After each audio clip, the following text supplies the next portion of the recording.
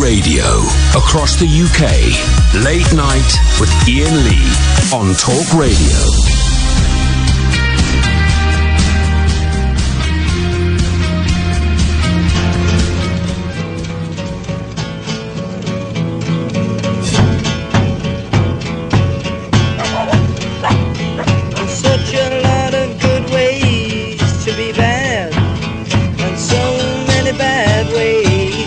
Be good, haven't paid my rent yet.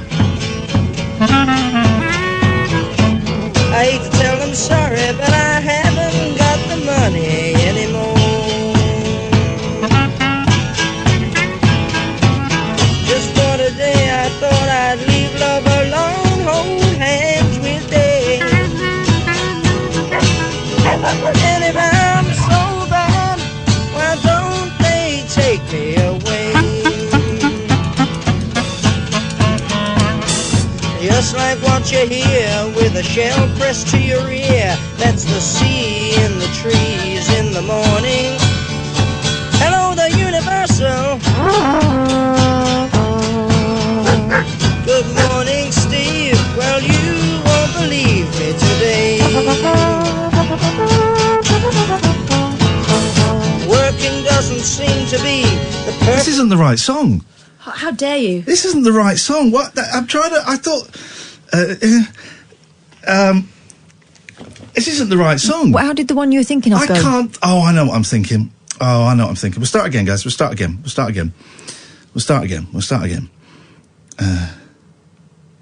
It goes, I know that you... Is that Afterglow of Your Love? Is that it? Let's try that. We're going to start... Don't worry, guys. Things like this are important to get this right. So let's try this. It's important to get these things right. Let's try this one. This is it. I'm so sorry. You know that he knows that you know that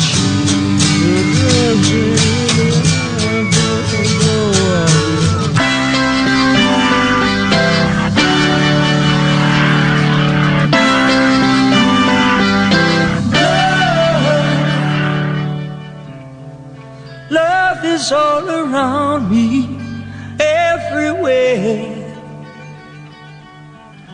Love has come to touch my soul with someone who really cares. This is the wrong song. We're in terrible trouble here.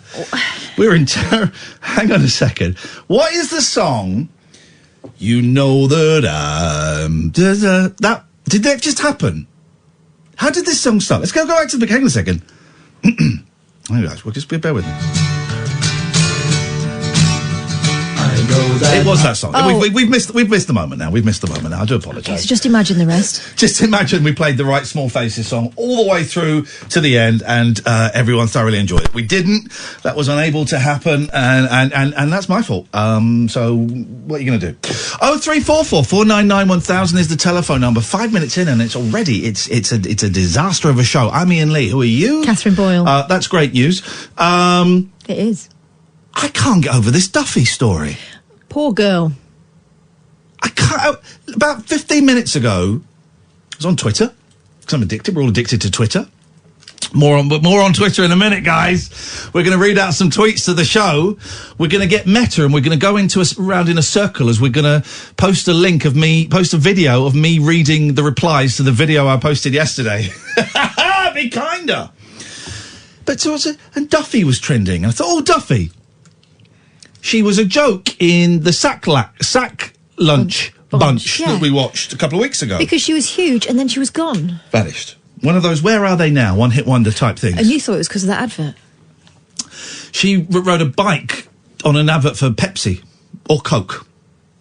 I've really gone off Pepsi. I can taste the difference now. I can taste the difference. You know when Joe Brown used to do the Pepsi challenge? Mm.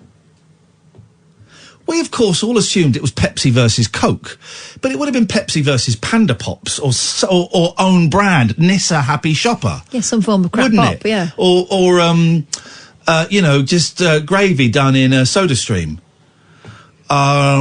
So, is that you can actually make your own Coke. If all you've got is Bisto and lemonade, mix them together, that is Coke. That is not Coca-Cola, but that is a form of cola. Is that what your mum told you? So Joe Brown is a scumbag. Okay, be kinder, but also call out lies. Joe Brown is a liar when he did the Pepsi challenge. It wasn't, all right, you can get me on a technicality. He didn't actually say it was versus Coca-Cola, but it was implied. Someone who wasn't a liar was... Come on down! The price is... Katherine Boyle! Come on down! Crowther was not a liar. Crowther was a man of honour. Crowther was a man to be respected, revered, and, in the case of his famous son-in-law, who was... Ooh. Who was Leslie Crowther's famous son-in-law? I know this. Yeah. I know this. And I'm going to try pronouncing his surname in a way I've never done, but I think is actually the correct way. Phil Lynott from Thin Lizzy. Uh-huh. I've always said Lynott, but more and more people these days are choosing, when it comes to the Thin Lizzy test, they're choosing Lynott over Lynott. So who am I, if I'm not a follower of trends and fashions and the crowd? Crowther was a man to be feared and respected because when he did the Stork SB adverts, and I think remember Stork? Does SB stand for substitute butter? No, I think it stands for smelly bollocks. Oh my God. I think it does. No, I don't think it does. I think it does, because if you put it on there and leave it for a few days, that's what you get.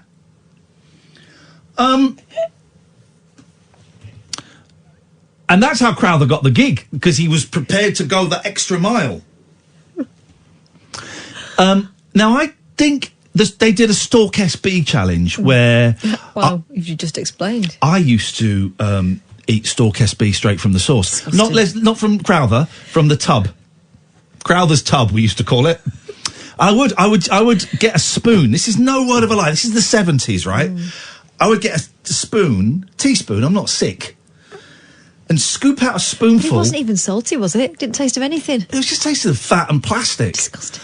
And I would eat spoonfuls of it. This was around the same period that I would eat sugar sandwiches. Right, well, my nana, my great-grandma, if you had a sore throat, she would get a teaspoon, she'd drag it through the butter, and then she'd stick it in a sugar bowl. And that was delicious. But also filthy. Have you ever sucked your finger, shoved it in a hole, pulled it out, and tasted what came out? What kind of hole? A sugar bowl hole. You used to be able to do that. If we'd been good, Mum would say, go and have a bit of the sugar bowl, and you're allowed to suck your finger, put it in, just remembered this now, if it was like a treat, put it in, you'd have a whole glistening white, this is probably where I got addicted to cocaine, a whole glistening white finger, and you'd suck it off. If I ever did it, it would have been a covert operation, certainly not one, not state-sponsored like yours. The biggest trouble I ever got in at home was we used to have a sweet jar. Yeah. And it was those jars you'd get in the sweet shops, but it was, Mum would fill it with like Mars bars, Milky Ways, things like that. And after dinner, I want to say every day, but that doesn't feel right. But maybe it was, I don't know. We were allowed to go and get something from the sweet jar. Wow. Okay. But what I did once, and this is the worst trouble, even worse than when I bit the cat and threw him down the stairs, and then my mum bit me to show me what biting was like. I took out all the good sweets. It was in the wall unit, in the cupboard at the bottom of the wall unit. I took out all the good sweets and hid them right at the back of the wall unit. So my sister would go and get like a marathon. Yeah. I'd come out with a Twix. She'd go, I didn't see a Twix. I go, all right. Yeah. Yeah. Next day, she comes back with a, what do they call it? Cabana. A Cabana bar? Okay, well, that's an old-fashioned one to me. A Cabana. I think there was one called a Cabana. And I'd come back with a Mars bar. She'd go, I didn't see a Mars bar in there. I go, oh, well. And then outrageous. The next day, when she came out with, Christ knows, a Texan bar or something, and I came out with, like Milky Bar, she went, right. And she opened the cupboard, and there were all the good sweets at the back. Mum! He's taken all the good bread sweets with the sweet jar and hidden them. You were the little brother, right? Yeah. Right. So I was the big sister. My sister was just as creepy. No, not creepy. Sneaky as you. We were only allowed chocolate once a week on a Friday, but at Christmas, of course, all hell breaks loose. Yeah. And we had a box of chocolates each, and they were roses, the old-fashioned roses, right? Yep. And I thought, I am not going to do what I always do, which is finish mine before she does, and then she gets hers out once mine are a long gone memory. It's your sister? Yeah. I hate her already. And then she would like really slowly and not sharingly eat hers in front of me, right? Yeah. So I thought, I'm not doing that this time. So I, over days watched her tucking into hers and I was thinking, this is going to be brilliant when I get mine open. My box of roses still had the sticker on the top, absolutely untouched, pristine. Ooh. So she finishes hers and I think, right, now is the time. Yes. Now is the time. Oh, I love this revenge story. I open mine up. I break the seal and I look down into, there's quite a lot of space in the top. What? And also, all that's in there is coffee creams and orange creams. What? How is this possible? She'd gone up through the bottom and she'd been like nicking all my nice ones and I've heard she'd this replaced about them all your with sister.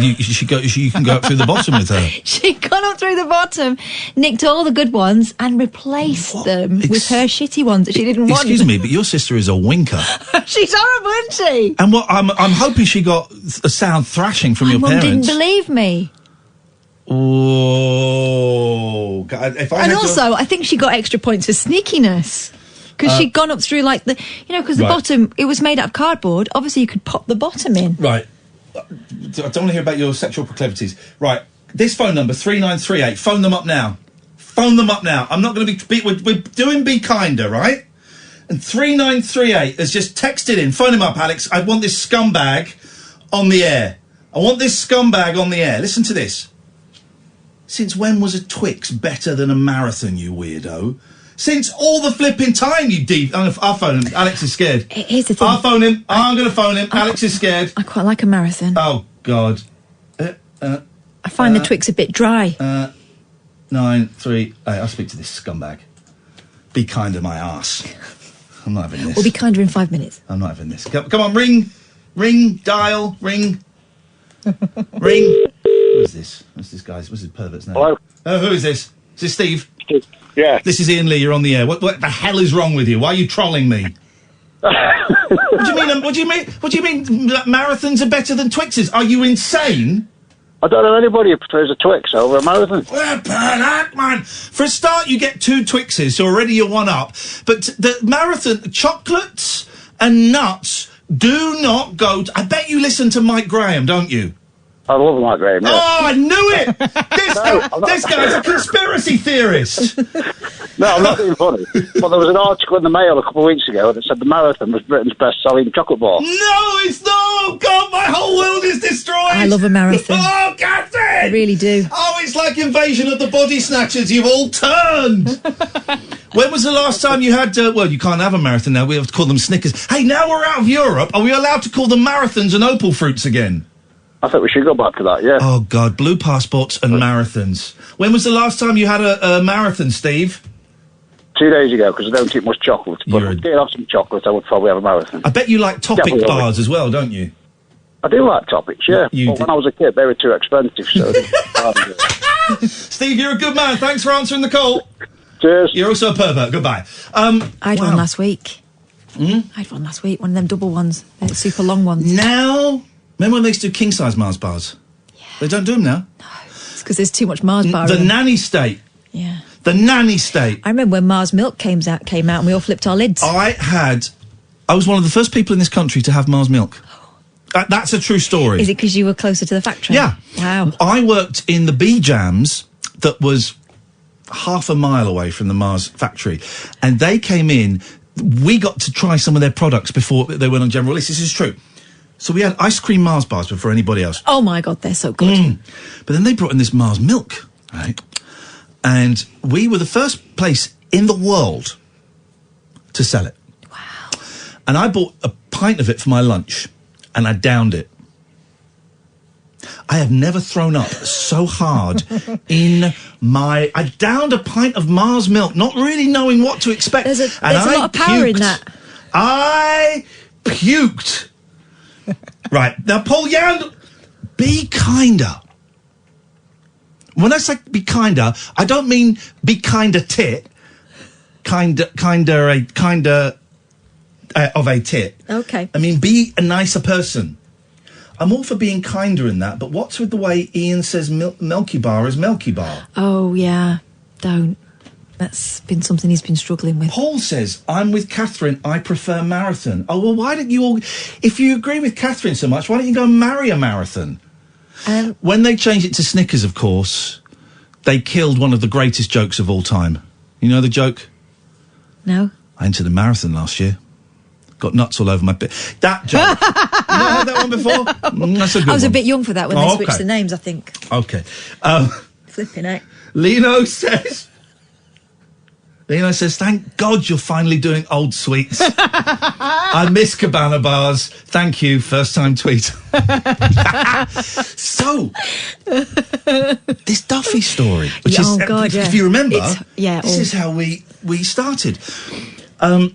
What was it? Mercy? Was it Mercy? That got was me it. begging me for mercy. I had the album. All right. Warwick Avenue. All right, don't show off. Loads of people do. It's a popular album. Is it called Warwick Avenue? I prefer Gem.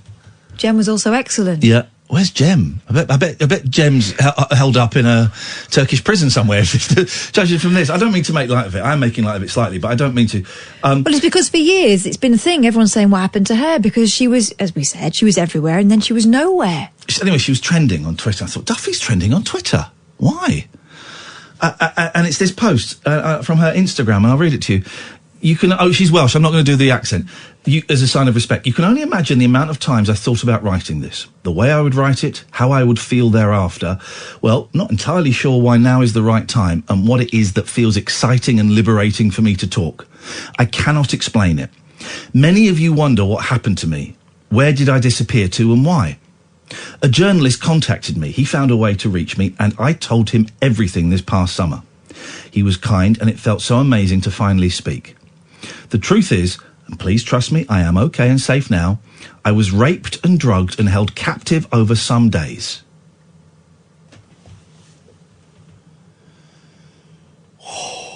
This is why we were joshing around before, because I knew we were coming up to something very heavy. Not in any way making light of this. I just find this the most incredible story.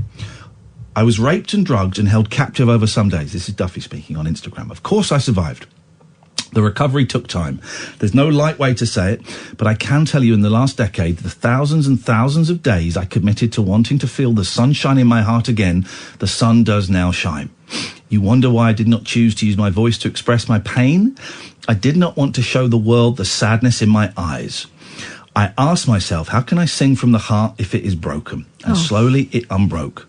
In the following weeks, I will be posting a spoken interview. If you have any questions, I would like to answer them in the spoken interview if I can. I have a sacred love and sincere appreciation for your kindness over the years. You have been friends. I want to thank you for that. Bless her. What a thing to carry.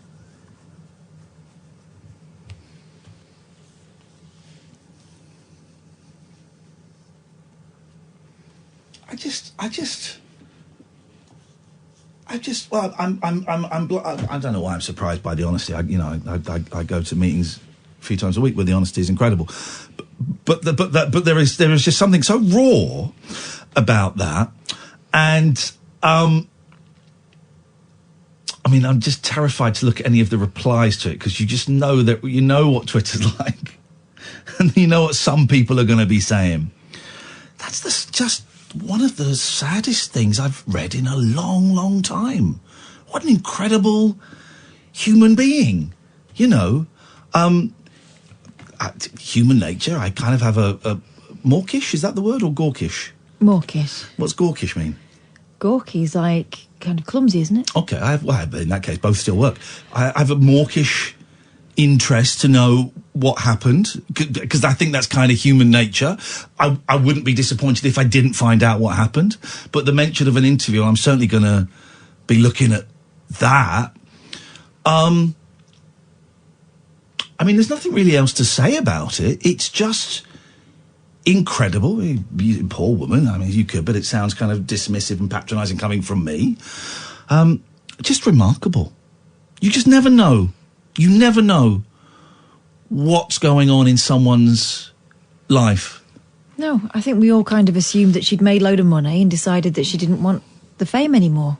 I assumed she had a hit and then she had a flop and that was the end of her career. That's what I assumed, because that's how pop tends to work. I genuinely thought that Pepsi advert had killed her career because she got a lot of flack for it. 0344 499 1000. I'm not giving you the phone number straight after that to kind of...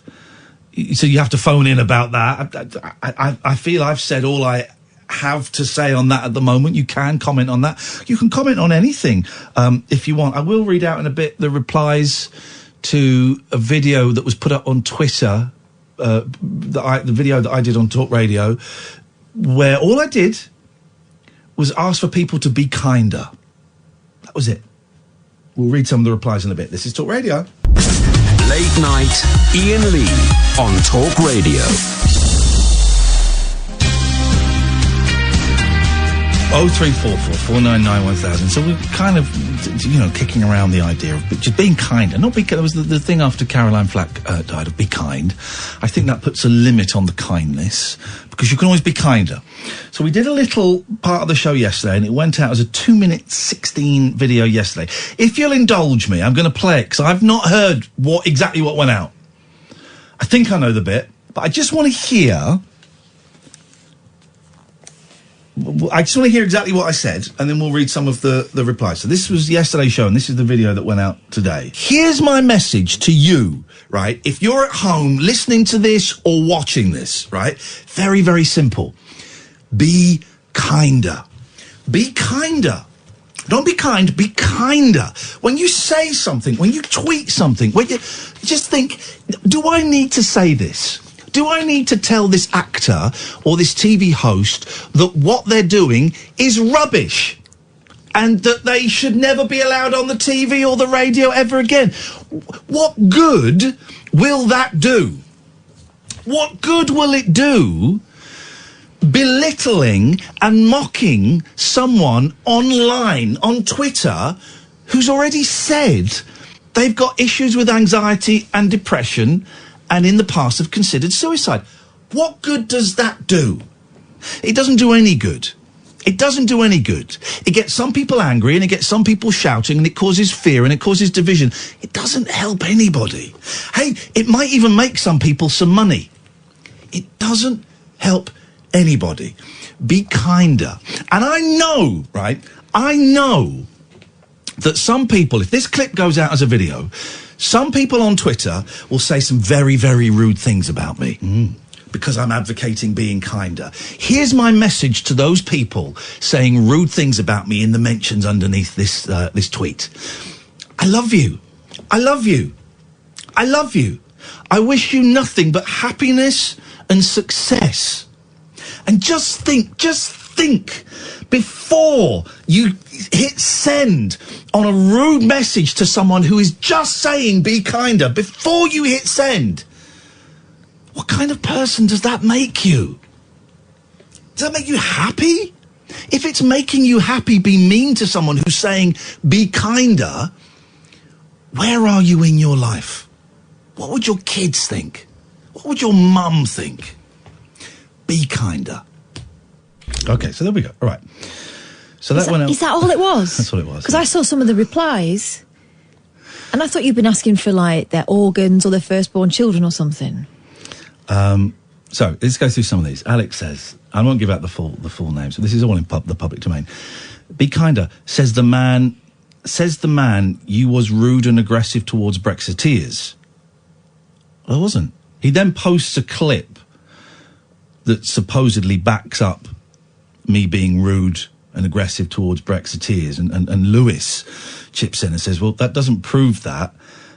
He calls out politicians who supported Brexit and then ran away from dealing with it, and also says, I voted Remain, but we voted Leave, and I sort of think we should do it. So that's Alex's argument. is gone. I was not rude and aggressive towards Brexiteers. Also, and actually the reason why I wanted to listen to that, because I didn't know if this bit was in there or not. In the longer chat, and there's no reason you would know in the longer chat, but I do say about, there's a 10-minute spiel before that. I do say I've got it very, very wrong in the past, and I will get it wrong again, and I am trying to recognise when I get it wrong, but I have got it wrong a lot in the past, so I grass myself up. Loser says, the problem with Lee is that he can dish out the joshing, which is fine, but finds it hard to be on the receiving end. He quite rightly has a go at punter bigots. Punter bigots, wasn't he a horse racer, jockey? But still sucks up to his right-wing fellow broadcasters. Sorry? He need the likes of wannabe Kay Boyle to back him up. He still sucks up to his right-wing fellow broadcasters. I don't know what that means, because I certainly haven't. I nearly lost my job before Christmas because I'd upset a right-wing fellow broadcaster. So, okay. Also, nice little side jab at me. Yeah. For no apparent reason. Billy Bob's a Boomer says, Talk Radio's Pound Shop O'Brien, both unlistenable. I consider that a great compliment, because I think James O'Brien is A, I think if he's not, he's getting very close to being a millionaire. And B, I think he's one of the best. Ian, you need to tell your fellow Talk Radio presenters this too. Julia, Eamon and Mike Graham are a couple that spring to mind. Well, the video's out there for everyone to see. Eamon doesn't work here anymore, but the video is out there for everyone else to see. Britain's best country in the world ever, and his avatar... Oh, is that his name? Yes. Or was it just a statement? His avatar is a picture of Windsor Davis, says, gets you nowhere, and then it's Foxtrot Oscar, and I think you're supposed to take the F and the O to F off. Right, okay. Has he been taking lots of... Sugar Ray Scoote says, has he been taking lots of Tablee again? Tablee. I guess he means tablets. I guess. Mr. Miyagi has posted a GIF of Gordon Ramsay, and it says, piss off.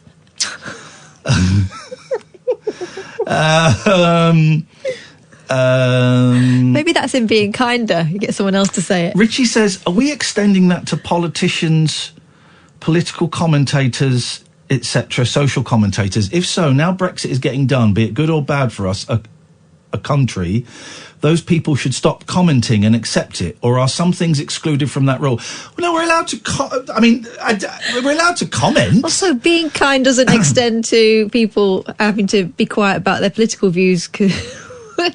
Just don't call someone, a D-head for disagreeing. God's Gift calls me a sap. Wow. Martin, is this a thing? Because Martin's avatar is Windsor Davis. You lovely boy. Is this a thing?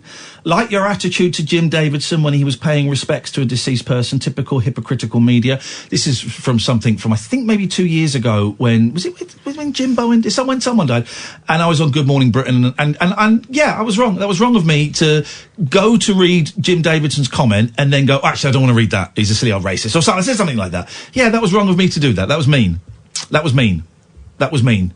I don't like Jim Davidson. I have a family member who was very upset when they worked with him once, but that was mean of me to do that, Martin. You're absolutely right. Finsbury says, oh, Christ almighty, here we go. The latest mantra. All I've said is be kinder, right? It's just be kinder. That's it. Oh, Christ almighty, here we go, the latest mantra from the woke virtue-signalling mobs. Be kind. How did so many British become such mawkish, moronic sheep?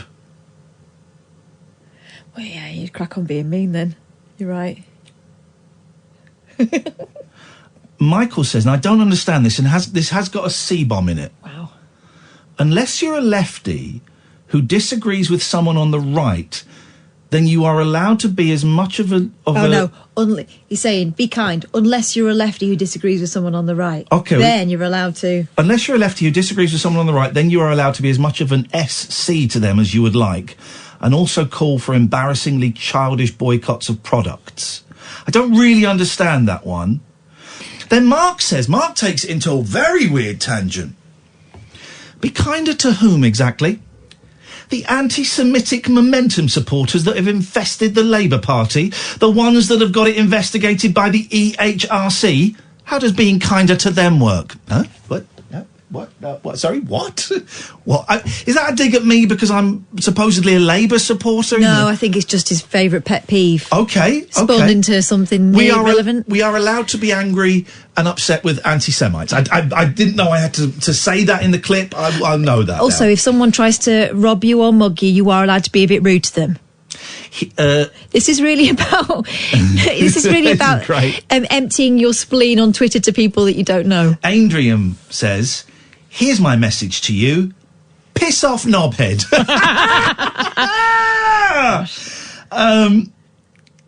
And it goes on. All I said was be kinder. It was nothing insulting in it. I wasn't...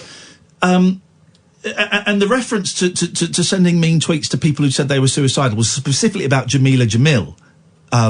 Although I have actually, also expressed those things. I was listening back to that; it was a little bit vague in my head. It was very clear that I was speaking about her specifically. But all I did, and we'll put the two things together. Thank you, Alex. All I did was say, "Be kinder." That was it. It wasn't a controversial political statement. It wasn't all Brexiteers are this, or all Ramonas are this, or all black people are this, or all Tommy Robinson fans are this. It was nothing. It was nothing. How could you find anything divisive in the phrase "be kinder"? Because feelings are scary to some people. And the fact that they reach for things like woke, virtue signalling, when actually what they're saying is someone who's trying to make me feel morally less than. And that's on them. There's a story that's relevant today. Also, that person that was saying Kay Boyle don't want to be... I've been doing this for 20 years, so I'm all right. She's not a Kay Boyle wannabe. She is the original Kay Boyle. You see the latest target on Twitter? Yorkshire tea. Oh, yeah, I saw it yesterday. This is... So someone independently, the new Home Secretary? What's his name? It is the new Home Secretary, and it's Rishi Sunak. Yeah, takes a picture of himself with Yorkshire tea. Then a load of people pile onto Yorkshire tea as if they're like sponsoring him or something. Saying to boycott Yorkshire tea. Yeah, there were calls to boycott the brand on Friday after the Tory Chancellor shared the image. So it's him doing the budget and he's got a big bag of tea. He's going, time for a quick tea break. That's it. Yeah. And actually that's kind of in the tradition of chancellors online, chancellors, home secretaries, all these people online. It was Osborne, wasn't it, that had the posh burger? Yeah. Yesterday, the curator of Yorkshire Tea's Twitter account, it's a tea brand's Twitter account. All they're doing is trying to sell tea, right? And Yorkshire tea is a great cup of tea. It's nice tea. It's a great cup of tea. PG tips, I like all of the teas. Yorkshire tea is a great cup of tea, right? And all their Twitter feed is selling tea, and I'm guessing probably doing a few funny tea puns, I would guess. Yesterday, the curator of Yorkshire Tea's Twitter account took to the social media platform again after a, quotes, rough weekend, end quotes, of angry comments. They said, for anyone about to vent their rage online, even to a company, please remember there's a human on the other end of it and try to be kind. And they were getting abuse... F you, can you find it? Go on, read some of them out. Read the ones out you can. We got calls waiting. We will come to them, I promise. So this is the new Chancellor. So, like we said, Osborne did it with a burger. Did he? Took a picture with a burger, is what I'm saying. Took a picture with a burger. And this new Chancellor is taking a picture with a cup of tea, which you would think would be quite... Yeah. You can't really do it with a burger anymore because the vegans get upset. So you probably thought he was playing it safe with a cup of tea. Yeah. That's Yorkshire tea effed. Ha, ha, ha. Well, I can't wait for 500,000 Labour Party members to boycott at Yorkshire tea. Yeah. If you're the spokesperson for at Yorkshire Tea, then, with respect and no offence, you need to refine your PR skills. Well, that's the kiss of effing death to that brand now. At Yorkshire Tea, is that okay with you?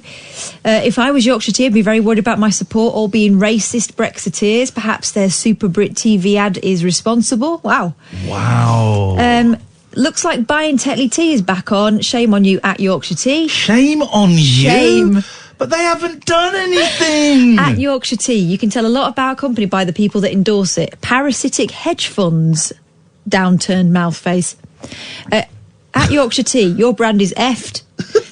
God. At Yorkshire Tea, why are you promoting this fool no longer buying your products?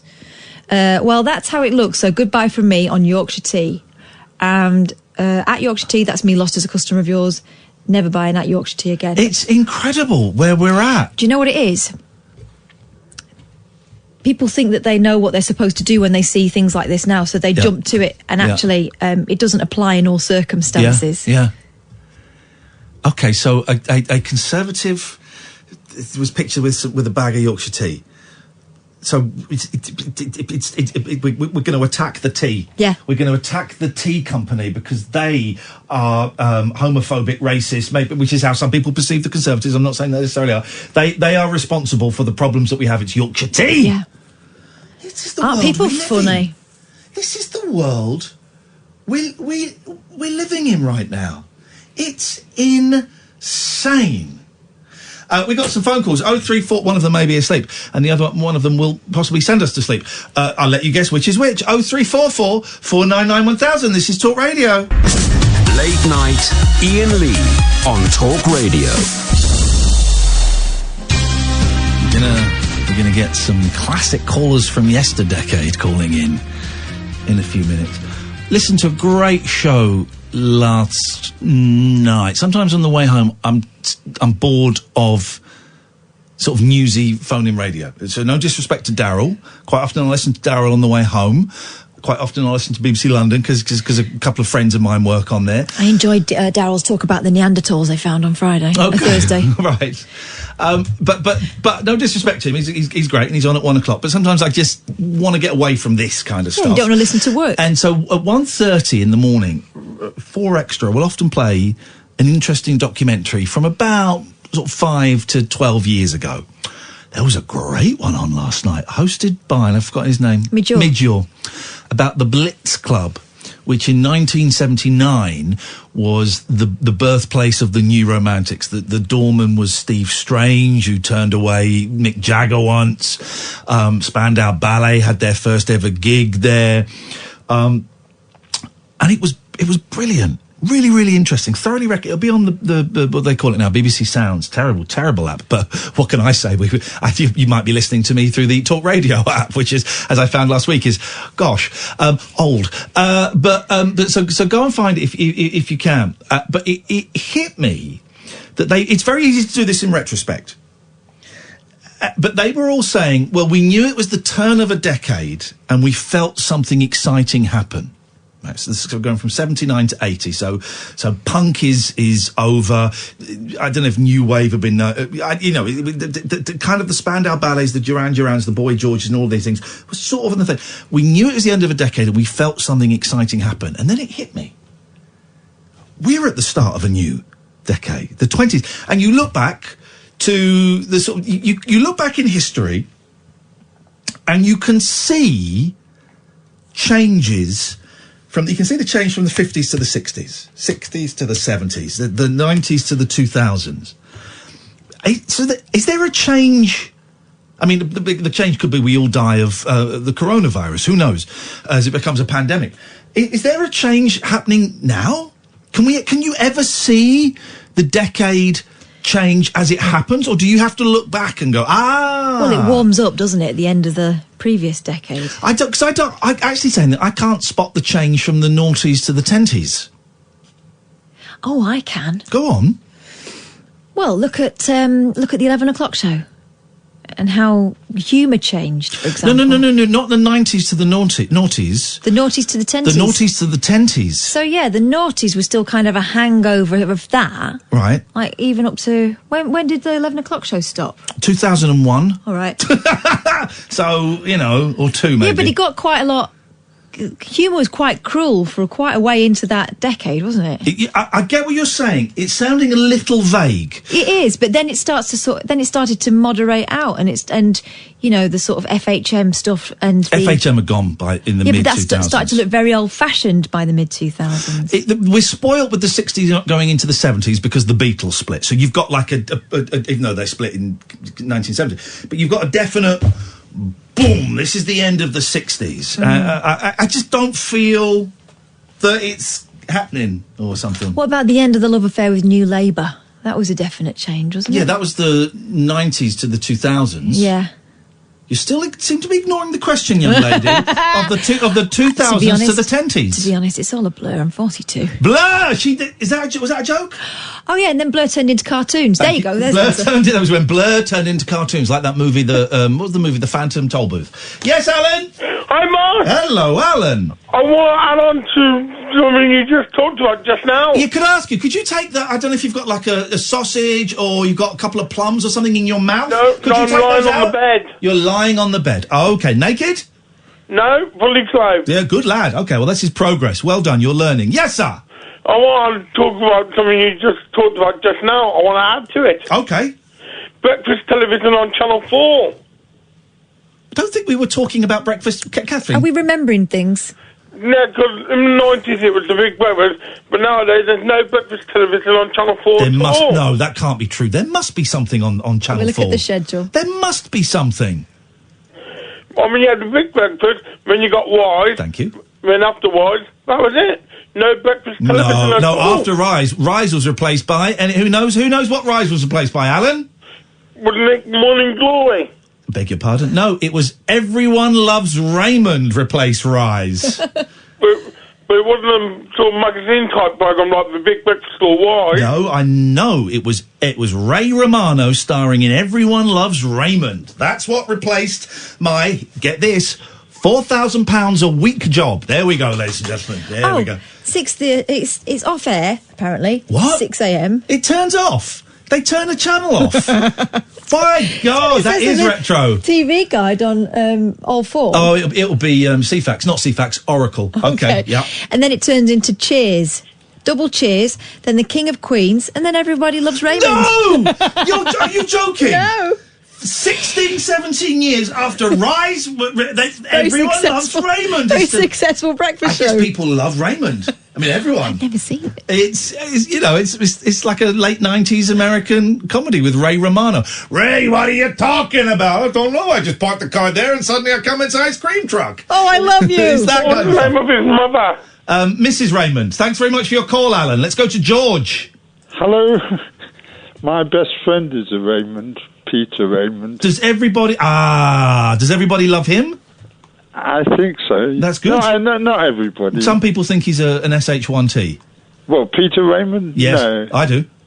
It's a joke. It's a joke. What have you got for us, George? Well, I just think this is really nice that you're going to be kinder because you haven't been very kind to me. Well, here's the thing. I think I've been incredibly generous with my time and my patience. And here's the problem. Here's the problem. You refuse to accept any responsibility for any tension that there may have been between us. You simply cannot see that you may have done something wrong in the past. So yes, I will be kinder, Tell me what I've done wrong. I've told you many, many times and you just simply disagree and snort. I will. No, I don't. You literally do. I will be kinder, but it doesn't mean I'm a mug and I'll allow people to be rude or disrespectful or walk all over me. I've never been rude or disrespectful. You have, though, George. You really, really have. And your failure to... I recognise where I have. Your failure to recognise your part is your problem.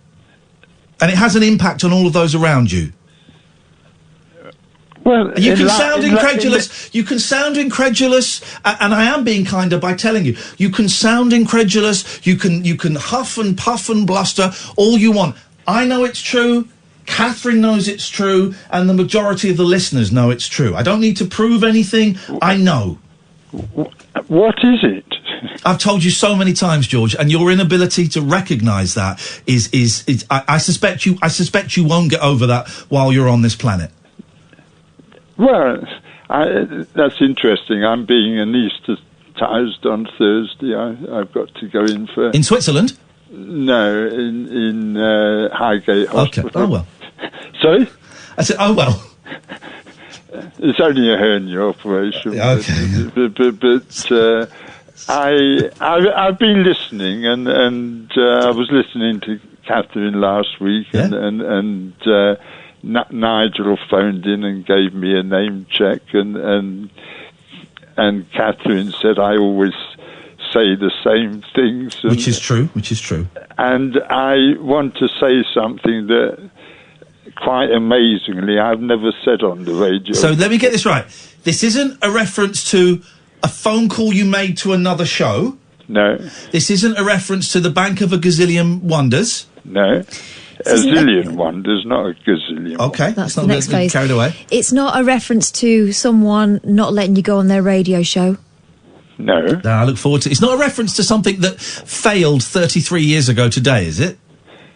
No. Then away we go. Wait, it's not a reference to a disappointment that the newspapers haven't picked up on your stories. No.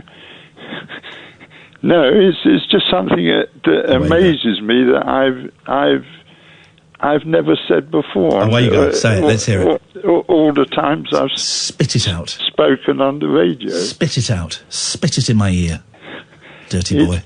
It's a supposition of what happens when we die. The moment that we die. Sounds fun. And everything goes black.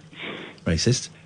And you feel that you're going through space at an enormous speed in pitch darkness, but you're travelling. You feel yourself travelling through space. Yep. And you arrive back home. And when you say back home, do you mean your mother's vagina? No, I mean back home to where we all came from, and we've all been made to... Your mother... No, okay. We've all been made to forget where we came. And you know this how? Because of what I experienced in 1976. Hang on a minute, is that 33? Oh, it's 44 years ago. Okay. It's not quite 44 years ago. 1976 is 44 years ago. Yeah, but it was late in 76. Okay, so 43 and a half years ago.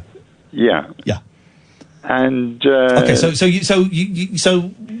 you're guessing. Your guesses. We should take. I'll tell you what we'll do. We'll take guesses and bets on what happens when you die tonight, and we'll log them. And what we'll do is we'll type this up and we will lock it in a special case, Katherine.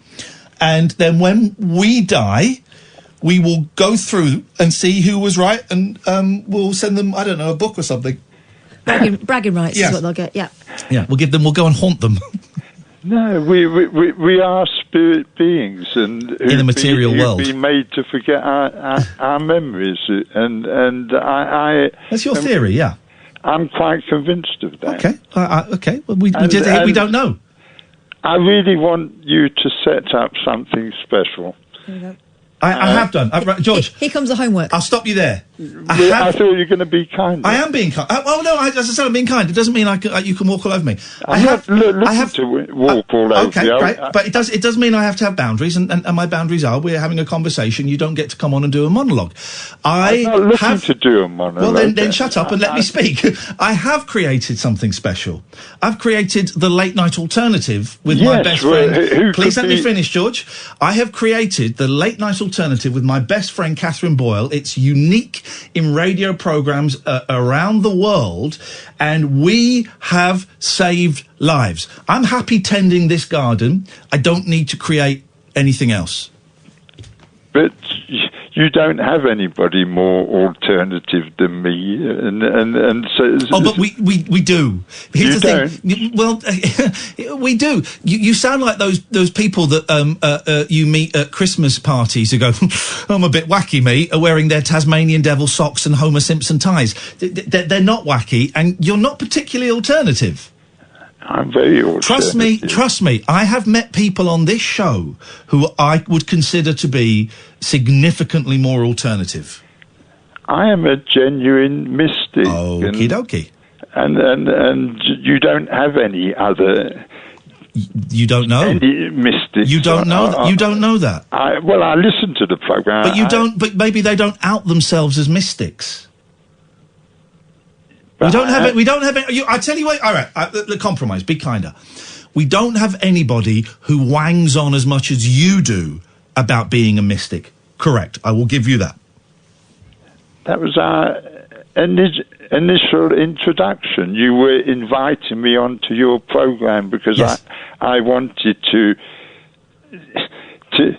share a vision of a. Okay. Anyway, we're here now. So, what is it that you want me to set up that I won't set up? A conversation with a Jewish messianic character who someone sent me a video of. Not my cup of tea. Not my cup. I'm going to pass. A couple of days ago.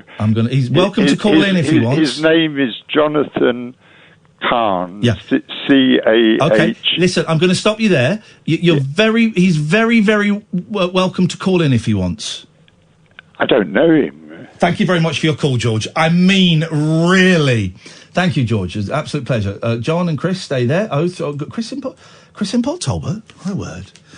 03444 991,000. Oh, David's very kind. David says, God, Iain Lee watching old episodes of shows he's been on.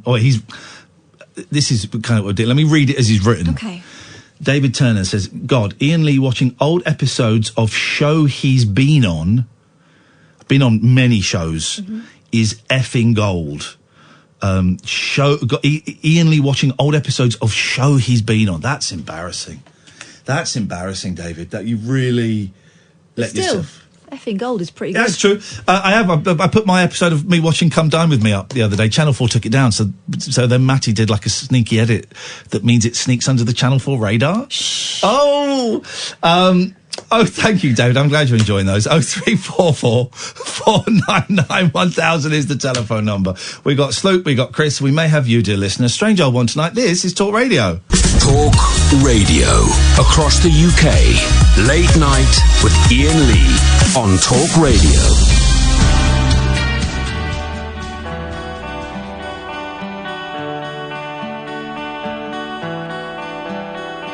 It started out so simple and got so far out of hand, making showbiz out of what was fun.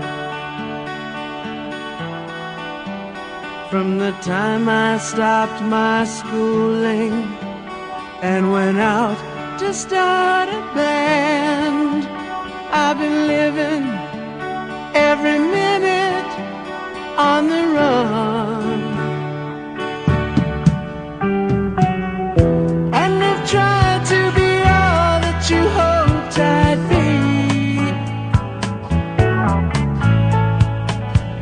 Just because things went wrong, don't run out on me.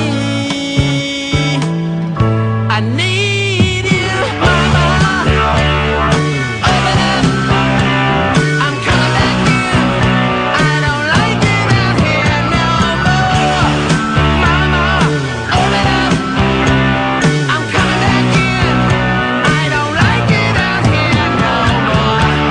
I'm overweight. I'm underpaid. No one's beating your back to my door. Mama, open up. I'm coming back in. I don't like it out here.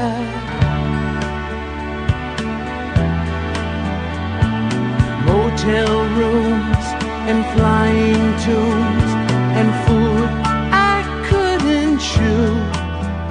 From the Fillmore to the White House, chasing fame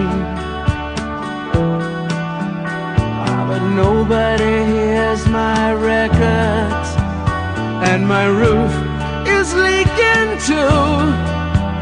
After all these years, my life appears in vain. They still say just one hit and you're doing fine, but I'm bored with the game and I'm short on time. I wanna end it, mama. I'm coming back in. I don't like it out here no more. Mama, open up. I'm coming back in. I don't like it out here no more. I'm overweight. I'm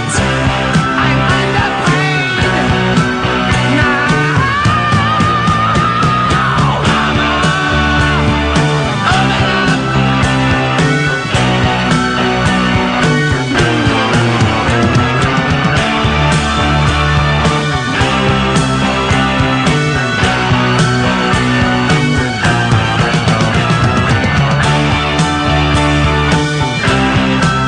Here we go. Mama, open up. I'm coming back in. I don't like it out here no more. What a lyric. Flo and Eddie at the album Moving Targets. Moi, voila. Said voila. Then they did. So Flo and Eddie are basically the Turtles, right? Happy Together and Yeah. Eleanor and. Then they became Flo and Eddie. And they did these incredible albums that sold like zip. They sold absolutely zip. And then when they knew that they were going to be dropped from their record label, they did a reggae album. Let me see if I can. Whoa! Hey! Whoa! Guys, everybody, calm down. Oh, here we go. They did. They did. I think this is it. Yep. And I've not heard this before. This is one of their biggest hits, done reggae style. 1981.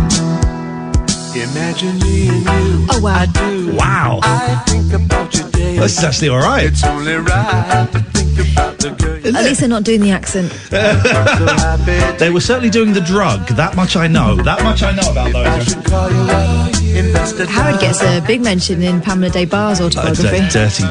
Dirty boy. Yeah. She adored him. Good friend of mine, Howard. Good friend of mine. together. Here we go. Rasta Styly now. I can't see me loving nobody but you for all my life. It's actually all right. I'd never got past the first track on the album. It turns out it's actually all right. Are they all like that? Yeah, they are. Rock Steady with Flo and Eddie, and let's hang on a second. Let's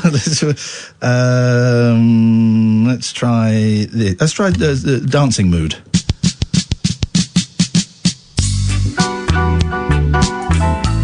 I mean, I don't like reggae. If I had to choose my favourite reggae, it is white reggae because that's kind of purer. That's Purer? Kind of, that's kind of more homegrown roots. I don't like Homegrown where? Yeah, Slough. I don't like the black reggae. Like proper. Yeah. No, well, you say it's proper. I mean, let's go now. Last time we spoke to this caller, I said I was going to murder him. No, I didn't. I think I just thought it. I may have said it out loud. I don't know. But now we're being kinder. Now we're being kinder. And I said, look, just stop calling for a few months, right? Just stop calling for a few months and just try and get a grip. Yeah, because the feeling Get a was it grip. wasn't doing him any good. Yeah. Well, let's see where we are. It's Chris in Port Talbot. Good evening, Chris. Nice to talk to you. Hello, Port Talbot. And let's get the scores in from Port Talbot. You're talking about tea? Yep. Yeah, we're talking about tea. Yes. Now, I like Twinings. Yes! And what's your favourite biscuit to dunk? Oi!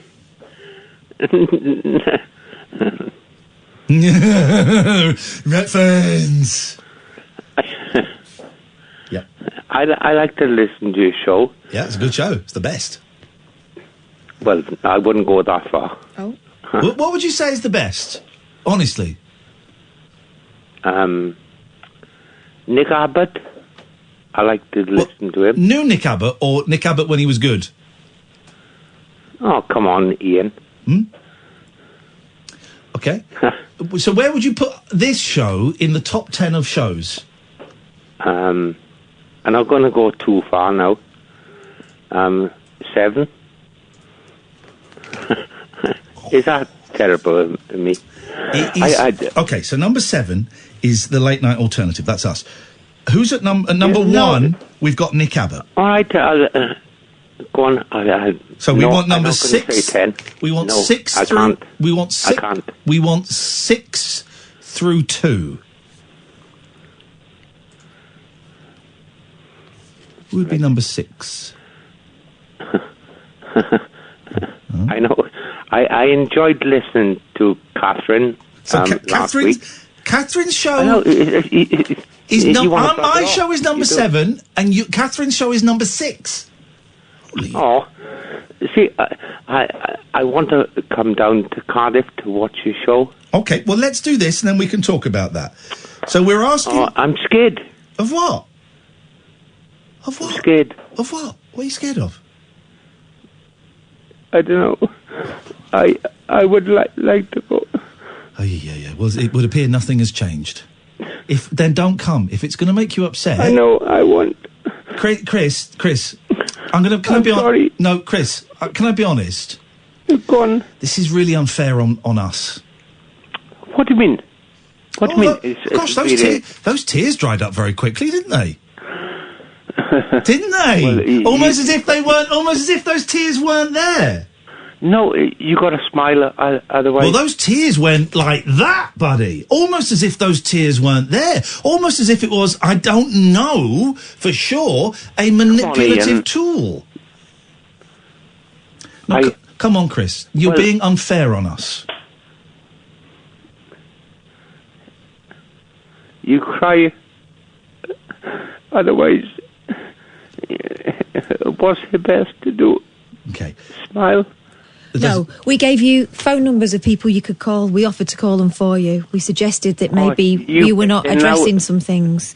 And then we said, we'll leave it for a bit and we'll get back to you when you've taken hold of your life, because we felt like you were coming on and talking about the same thing, but no action was being taken. What do you mean? Talking about the same thing. Just listen to what she's saying, This conversation we've just had about you wanting to do things but feeling scared about going out and stuff, and we suggested various things you could do. And you didn't do them, and you kept ringing up and saying the same thing. And you were getting upset about it. So we suggested we would leave you to it and see how you got on, and we'd talk when you'd made a change in your life. I do apologise, sorry.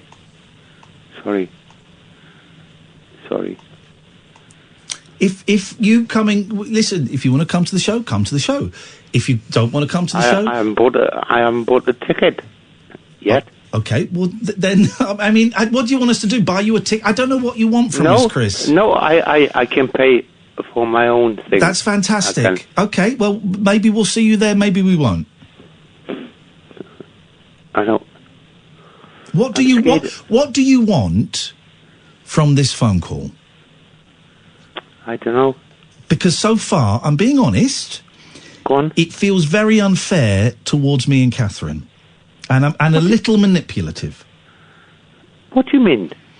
Well, because we were having a conversation where we were joshing and joking about your favourite 7 radio shows, and I honestly couldn't care where I am in that list. It was just a little bit of fun. You decided to abandon that and then say you wanted... What do you mean, abandon? Chris, can we have a conversation or not? I mean, are you going to listen and respond to what I say, or are you... Nothing's changed, has it, Chris? No. Okay. No. I suspect that we should probably... That you phoning in, as we said before, and this is me being kinder, is unhealthy for you. I'm sorry. I'm sorry.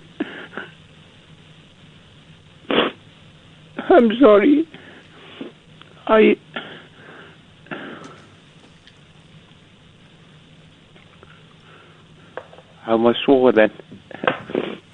I'm not going to swear. No, you're not, because you'd get cut off. I know. You phoning up continually... No, so let me rephrase that. I'm going to try and be very careful with my words. You phoning up and repeatedly bursting into tears is actually... No, you... Will you let me said finish, to me- Chris? Will you let me finish? Go on. Because I'm protecting myself and I'm protecting my friend. You phoning up and repeatedly bursting into tears is actually really unfair on me and Katherine. No, it's not. Well, it is. It is.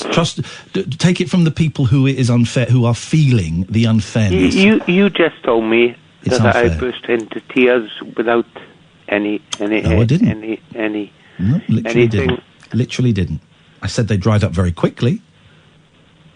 Well, you got a bleeding smile, haven't you? Stop speaking in cliches and let's have a conversation. Oh, I do speak in. Well, let's cliches. not. Know. Let's speak in real words, and be honest with each other. You phoning up and crying like that is unfair to me and Katherine. All right, I'm sorry. Okay. Sorry. I suggest I like listening. you can to carry on show. listening. You can carry on. I do. Good. I do. And I'm Great. terrible. What made you call up tonight when you haven't called us after our conversation? You haven't called us for about 6 months, I would say. I know. So why did you feel the need to call up tonight? I'm feeling sorry for myself. We offered you help and you refused it. No, I did not. You did. No, I bloody You did. We offered you help and Katherine put in a lot of work and you What do you refused it. I didn't. You did, Chris. That's Did the I? thing. Yes, you did, mate. I do apologise then. So phoning I'm up sorry. and crying and saying that after Oh, Katherine will you putting... stop saying... Okay, Chris. Cry. Chris, I Chris, do cry a lot. Chris, I'm going to say goodbye to you, mate. Thank you for your call. Thanks for calling, Chris. Cheers, boy. Bye-bye. If you've listened for the first time, that's going to sound cold and that's going to sound, well, hang on a minute, where's the whole be kinder thing?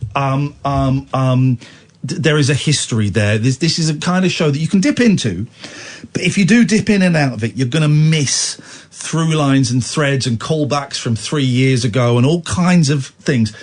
Regular listeners will understand why we took that tone with Chris. But yeah, but here's the thing. If you're listening for the first time, you will think that is really harsh and really rude. We know it isn't, and I'm not going to go back and explain it all to you. Go back and watch the previous episodes. But things like that, this is what we were talking about yesterday, Katherine, and we got some news about the show that's coming up. I thought I was safe for another year. It turns out I may not be. We don't know for sure yet whether I'm here for another year or not. We don't know. I may have jumped the gun, or someone may have said something and then instantly regretted it. I don't know. But people phoning up with problems, right, puts a big responsibility and a big weight on mine and Katherine's shoulders. Now, some of those problems we can actually help with. You know, the addiction stuff, if people phone up about that, I can share my experience and they can take from that if they want or not or whatever. Or, you know, when Nigel phoned up and he needed food, we were able to get him food, but do a shop. Or, you know, Katherine was able to get him in touch with the MP and the council. And we've had Manny who phoned up and was trying to get a blind guy was suicidal because he couldn't get a job and he felt useless. We helped. And Jerry and his situation. Yeah. So, there's another Jerry on the line, sorry. So things like that, it's hard work on us, but when we can help, then you know what? I'm prepared to go through that work, right? But when Chris phoned up before and Kath put in a lot of effort trying to find specific help for him in his specific situation, and he just went, no, I don't want any of that. And that is absolutely fine. We're not going to force anybody to do that. Of course not. But to then phone up with the same problems and the same argumentative attitude and where do we go with that? Where do we, as human beings, as a man and a woman, as parents, as presenters, as, you know, these where do me and Katherine go with that? The worrying thing is when people are using talking to us as a way of taking the edge off a problem that they are not addressing, right? And that is irresponsible of us to continue to enable their negative behaviour. One of the hardest things, I remember taking a call when I was at BBC WM. It was a really nice woman, and it was her grandson, I think, was it her son? I think it was her grandson, was a drug addict. And she felt really sorry for him, so she would go around every now and then and leave food. I think on the windowsill, I seem to remember. Would leave food and would post money through the door. You wouldn't even let her in? I can't quite remember the details. And I suggested, well, you've got to stop doing it. What? You've got to stop doing it. Why? Why would I do that? Because you're enabling him. You're enabling him by giving him food and money. You're encouraging him indirectly to carry on the lifestyle of drugs. Because junkies, I am a junkie. Junkies want all of their money to go on drugs, so they don't buy food. Oh, so someone's giving me food. Well, that's another £5 a day I can spend on drugs. And that person's giving me money. This is great. As a junkie, if someone was going to bring me around a meal and push 20 quid through my letterbox, whoa! Why would I stop? No one's going to stop until their backside hits the ground. And I said to her, it's hard and it's tough and it's your grandson. The parents had kicked him out. You have to stop, because otherwise he's going to carry on. And she did. Also, it undermines what the parents have done. And of course it's tough. And she did. She stopped. And I think I'm remembering this correctly. Someone will know better than me. It was the turning point that he needed. That last. And that's but even my grandma's given up. Yeah. When I hear about, you quite often see it presented as quite a stern story. A family kicked out their junkie daughter. Sometimes that's all you can do. You can't. If you're giving them a place, and yeah, they might. Here's the thing: they might go out and they might die. It's not your choice. It's not your decision. It's not your life. They have to make those mistakes. If you're giving them a house and they've got a room where they can use, and they're not paying rent, and they've got a TV, and well, why would they stop? Why would they stop? You're making it comfortable for them. Yeah. So, and that's a similar situation, I think, with Chris. I'm not in any way suggesting, because Chris will be listening, that he's on drugs. That's not what I'm saying at all. But I just don't feel that we can help. And I'm not very well at the moment. We'll talk in a minute. This is Talk Radio. Late night, Iain Lee on Talk Radio. So I'm not feeling great, as some of you may know. So there were some changes coming. There was a change there in my diaphragm as I did a silent but. So, starting from not next week, because we got work experience coming in. We've got to work him. I'm going to work him. I think he's 14, nearly 15. Right. It's my nephew. Oh. Dylan. What have you let yourself in for? Does he think that that's going to get him any special favours round here? Yes, mate. So my nephew is coming. Remember, Alex, I used to talk about Dylan when we worked together at LBC. He's nearly 15 now. This is where we're at. He used to talk about, I heard a clip the other day talking about a 4-year-old, and it was him. Well, they were your kind of practice babies, weren't they? Yep. He's coming in. Now, he's got lucky, right? Because we're off on Wednesday because we're going to the awards. And so he thinks, oh, brilliant, I'm only doing 4 days. No, mate, I'm going to give him a digital recorder and get him to make something while we're away. Yeah, I'm going to give him homework. Totally giving him homework. Yeah. And I've said to my sister, I'm going to get him to work, right? Whoever's on the phones next week, I'm going to have a chat with them. I buy them a bottle of wine or something to say thank you. But I want Dylan answering the phones. I want him in the studio as our youth correspondent. I want him recording bits. I want him finding stories for us in the papers. This boy's going to be worked. Well, fame costs, and here is where you start paying. Here is where you start paying. Don't think I got to be a wannabe for 20 years, do you, without sweating? So I'm looking forward to that. So that's right. But from 2 weeks' time, the week after, we're going to try it for a while, guys. We're going to try it for a month. But I'm going to do. I feel like this is how I felt when I told my kids that we were getting divorced. Not me and you, were never married. It just didn't work out that way. We were engaged and you didn't turn up on the day. That's fine. These things happen. I thought you were over this. But this is how I felt when I was telling my kids that me and Mummy were splitting up. It's that. And the kids went, does that mean we're going to have 2 houses? I went, yeah. And they both went, yeah! That's not what happens in the films. No.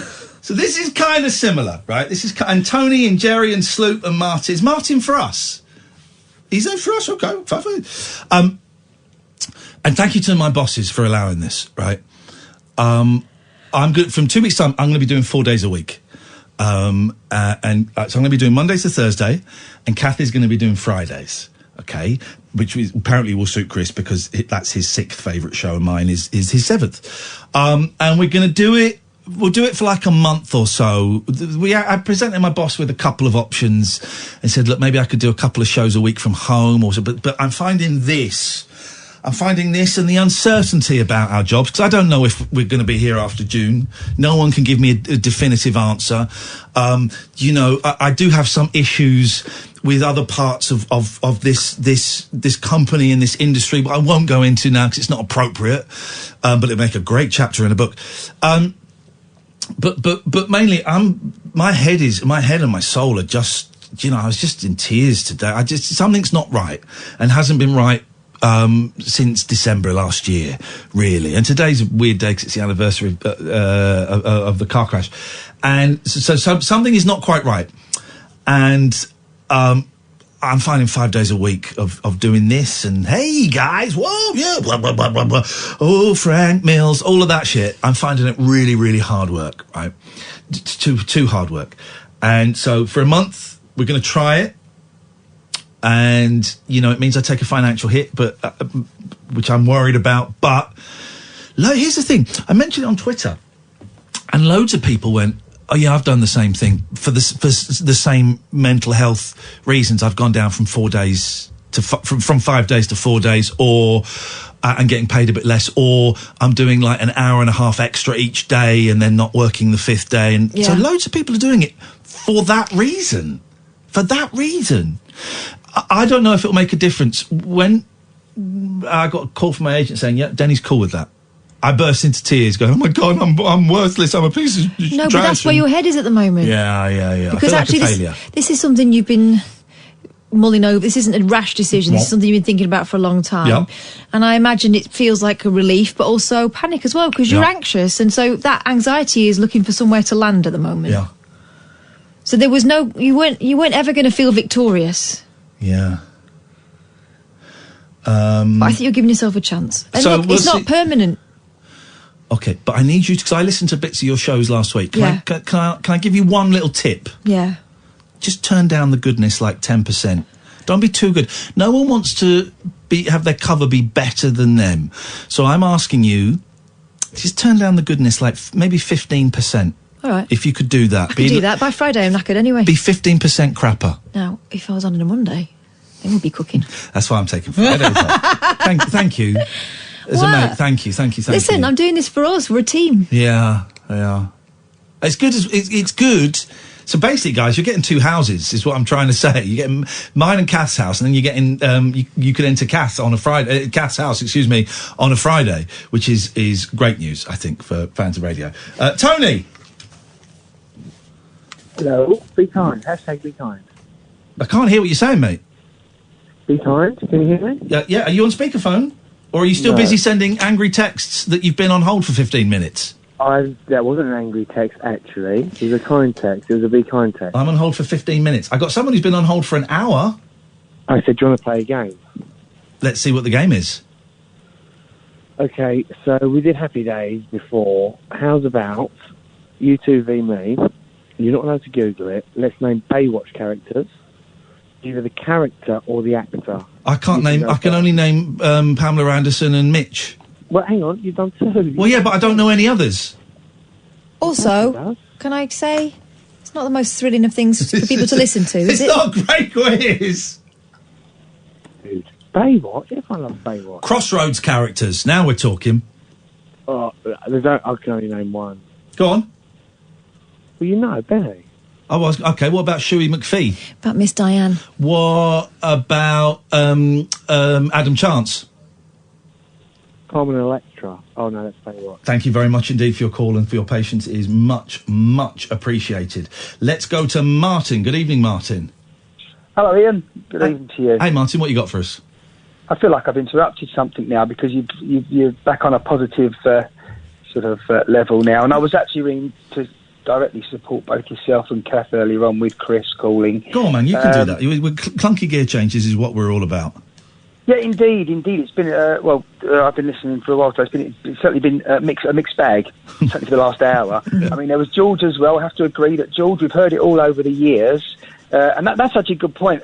You know, when you've listened to talk-based radio for as many years as you have, I have, and I guess Kath has, and a lot of the listeners as well. Because remember, there's so many people out there, you know, that just have never called in, and they never will. Yeah.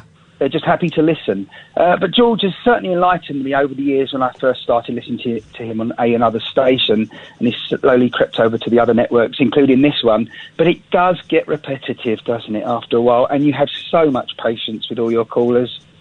Oh, we listen, we try, and... No, you don't try. You succeed. Oh, shut up, I'm talking, Martin! Sorry. So am I.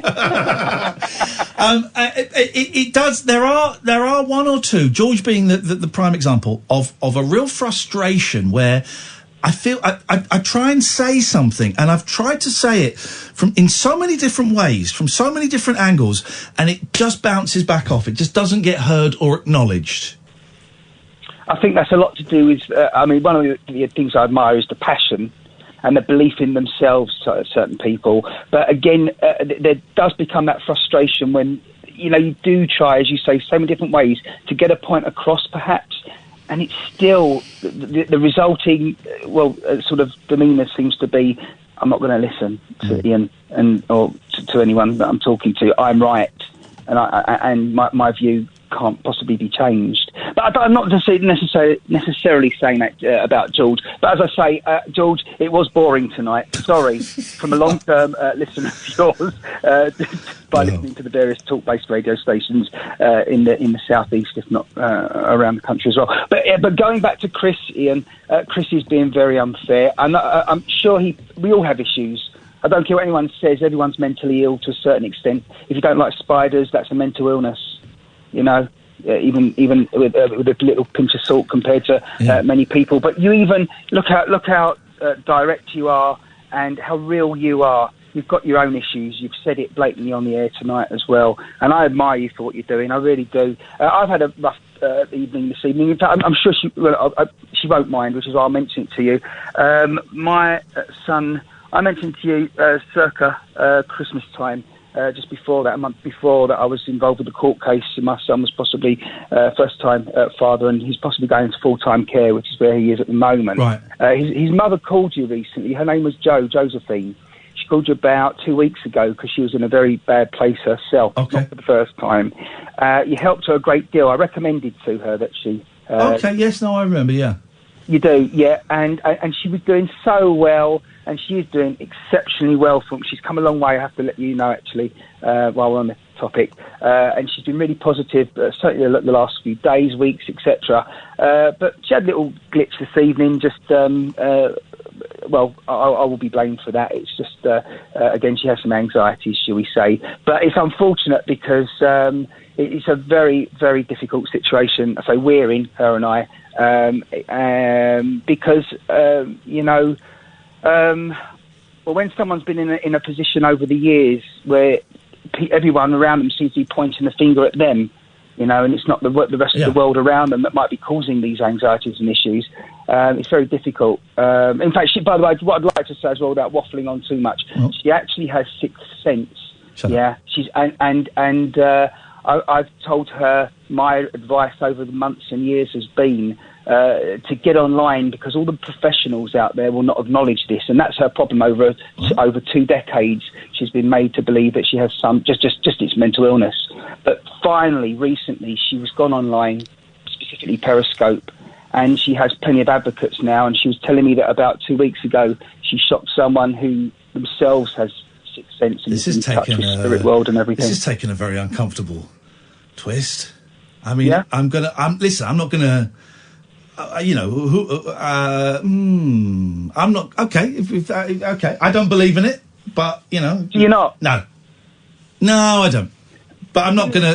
Now is not the appropriate juncture for me to come out and really, double down on that. So, all I can say is I've always been open-minded, Iain, and since I met this lady, it's frightening in itself how correct she is, how accurate she is with what she tells me and other people. Okay. But yeah, sorry if I brought up something that maybe you... No. I'm just, on another night, we'd have a good old discussion about it, and it, might get a little bit heated and stuff, but we walk away shaking hands. But tonight is not the night to have that conversation, I don't think. That's fair comment, because in itself, yes, it is an absolute conversation in itself. Let me just finally, if you don't mind, just go back to the reason I called, which was Chris, and I just want to say I do hope Chris does seek the appropriate help, and I do think that it's good to see that some action has been taken, and hopefully he'll do something like elsewhere and take the advice that you've given recently. Martin, listen, I'm going to move on. Thank you. My suggestion to Chris is, Chris, put the phone down, stop calling, because you're not going back on, but thank you. Martin, thank you. That's me growing up. Yeah. Acknowledge it verbally. Yeah. In a positive tone. Yes. Positive tone, not your sarcastic tone when you're talking to your cat. Yes. That's yes. So positive tone is yes, Ian. Yeah. Oh, no, that sounds quite sarcastic. Yes, master. Oh. Who's that? Not Bewitched. Genie. Yes, master. Yes, master. So, was there ever... Because in the 80s, they made lots of spin-off movies of I Dream of Jeannie. They made Bewitched.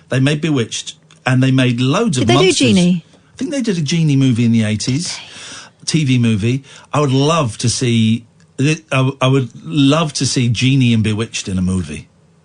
Together? Yeah. Joining forces? Whatever. Oh, I see, right, yeah. Well, there probably is that movie if you look hard enough on the internet. Go to Jerry. Hello. Hello, Jerry. What's the echo on the phone, Jerry? I've got the echo. Tell me if I've got the... I'm going to use a different phone if I've got an echo. You've got an echo? Yes, okay. Don't use a different phone now, because that will take an hour. Hey, sorry, pardon. Oh, Jesus. I'm okay. I'm good. Good. Tea. Assam tea. Dobby. Assam tea. He likes Assam tea. Careful, they'll be getting hate mail. You can get ass tea. Assam. Assam or what? Bin Laden. Flipping heck, mate. That's not racist. But it's quite old for a joke. But is it racist? I'm happy with old. I'm not so comfortable with racist on the air. Okay. Sounds even worse in echo, doesn't it? Okay, I won't say Osama Bin Laden. You use the other phone. This is crap. It's BT crap. I'll use the other phone. I'll ring you back. No, don't. We'll do it now. We'll do it now, because otherwise it'll take forever. Go on. Okay, sorry. Top 10 radio shows. James Whale. And Radio Air. And top 10 radio shows. Oh, I don't want your top 10. Jesus. Come on, guys. I'm doing top 10. Nobody's heard of Mike Dickens. Don't stop saying old radio shows to me. Hang on. I don't much. I'm just happy. Happy to be. You're happy, so you're saying Mike's Dickin and James Whale. That's what you do when you're happy. Flippin' heck, man. Ian Payne. Oh, gosh. Liam Payne? Ian Payne. Ian Payne in the membrane, Ian Payne in the brain. That's one of your favourite radio shows. Are you insane? Ian Payne. Next you'll be saying Pass the Parcel with Andrew Castle. What about It's a Kind of Majid? No, you're thinking of Majid Nawaz. I'm Andrew Castle, and I think we've got too many of them over here. Deary me.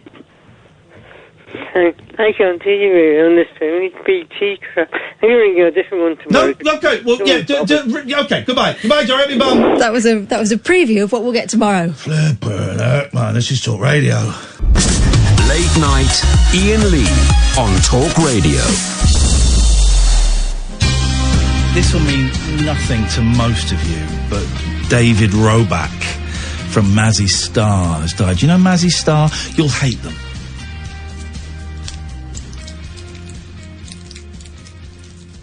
Get some drugs. Even so. You'll hate them. I wouldn't wish death upon anyone. No, let me play you. You'll hate them. It's, I had one of their albums. What are they like? I mean, you're going to hate them. Let me play. This is the. I might not. You will. I do. You don't know everything. I do, Kath. I do, and this is now going to be awkward because I'm going to play you a really nice song. You go, oh, don't like it. Don't like it. It's all covered in mud. What's that from? I don't like it. It's all covered in mud. I don't know. That's something, isn't it? Isn't it an advert for crisps? I don't like it. It's all covered in mud. Sounds like that woman from First Date to the day that we really liked. What is it? It's something. Bloody hell, that one. I loved her. Thought she was great. You're gonna hate this. Oh. It's 20 years old when this came out. 1993, Mazzy Star. Fade Into You from the album So Tonight That I Might See. Mazzy Star. I told you you'd hate it. You put in that don't face. hate it yet. I wanna hold the hand inside you. Yeah, you hate it. I don't hate it. Yeah, we go. I don't hate it. All right, but there you go. I wanna take the breath that I mean, is the beat going to drop in a minute? No, and the whole album's like this, and it's wonderful Okay. for you. It's a real mood.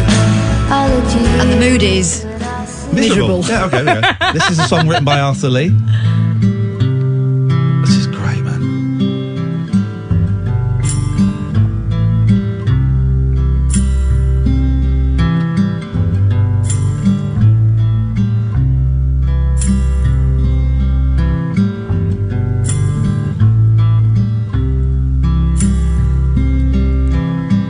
this is my five-string serenade.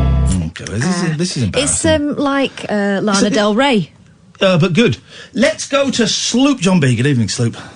Oh, my goodness. Hello, Mr. Lee, and hello to Katherine Boyle. We've both got headaches, which makes me think there's a gas leak in here. I'm taking some pills. You carry on. Maybe there is. Like, Yes. don't light up a lighter or anything. Well, getting pilled But, I wish we listen, I Mr. wish we could light candles in here and create a vibe. I want to drape drapes.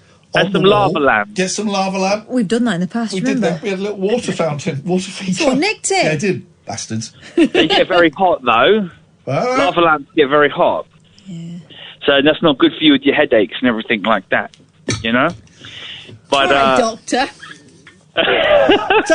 Doctor, can't you see I'm burning? Oh, my dick. Oh, now, Doctor. All right, here we go. We're going to play a game, right? I go first, then Katherine, then you, Sloop. So songs with Doctor in.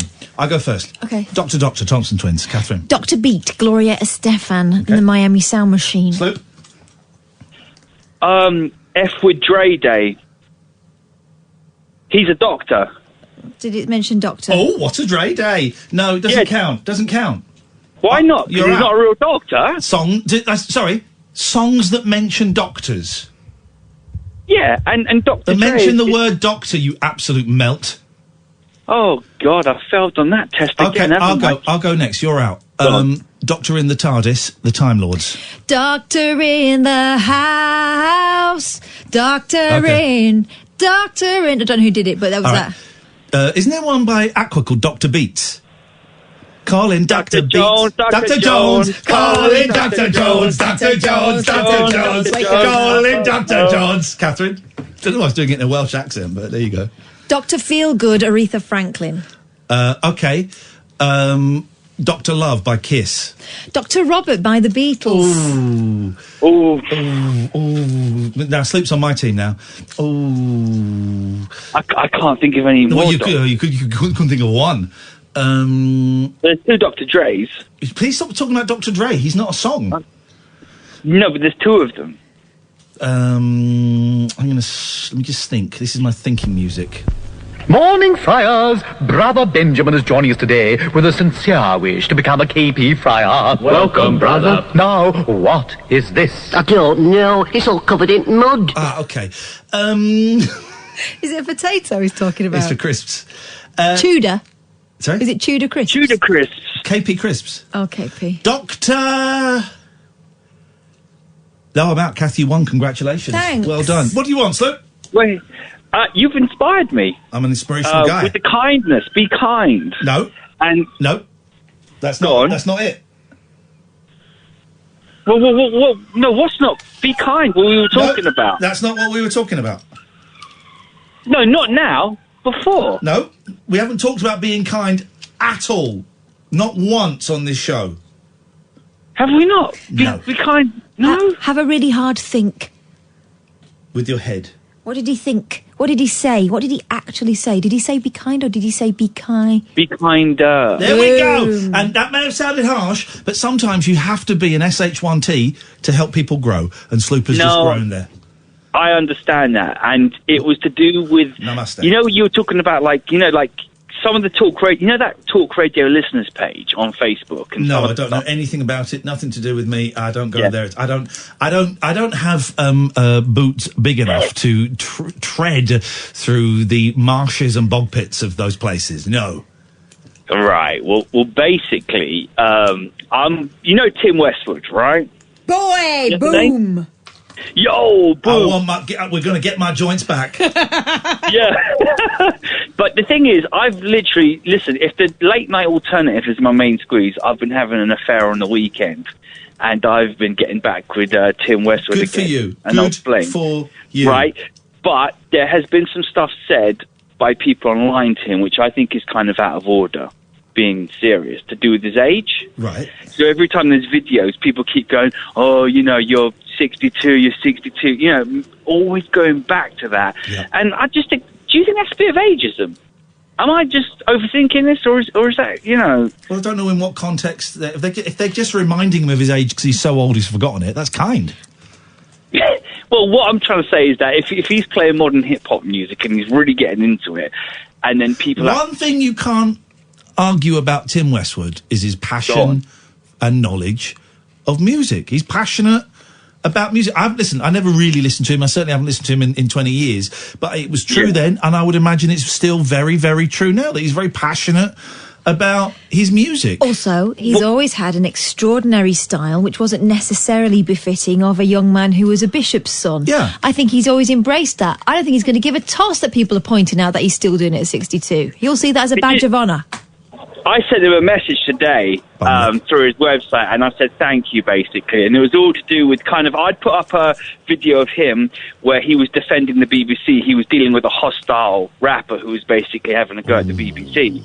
And someone said, I'd love to just punch Tim Westwood in the face regardless. Hey.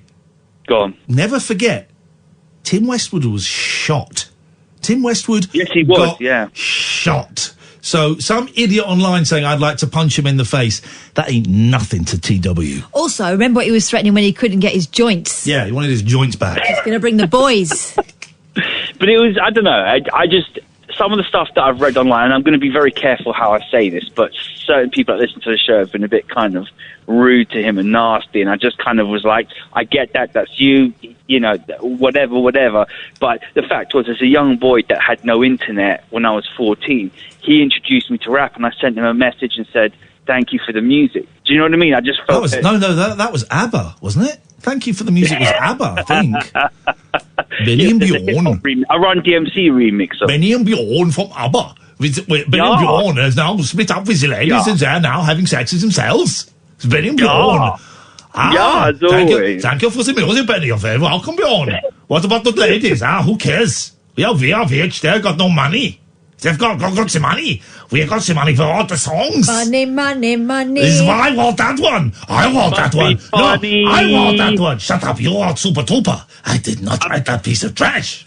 Then they kill we need each the other. P. Diddy remix of ABBA. But anyway, what's he that's going on about? You know, Okay. You know PDD? Yeah, I do. It stands for peanut.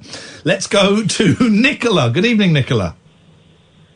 Thank you, Ian. What was the name of that group you mentioned? Because I do local radio in Wiltshire, and I'd love to play something by them. What would you say? Mazzy Star? Mazzy Star. Mazzy Star. Yeah. I'll have to play that on.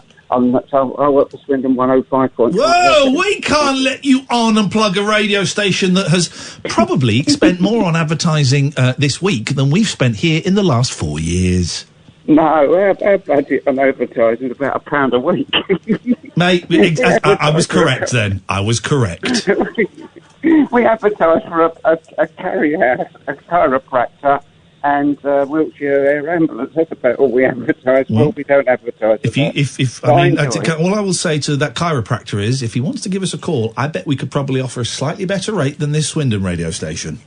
I won't mention Kelly Chiropractor. Then that's the right. Cause of the internet, Nicola, I'm looking at a photo of you. This is what we do sometimes. We Google our callers. Whoa.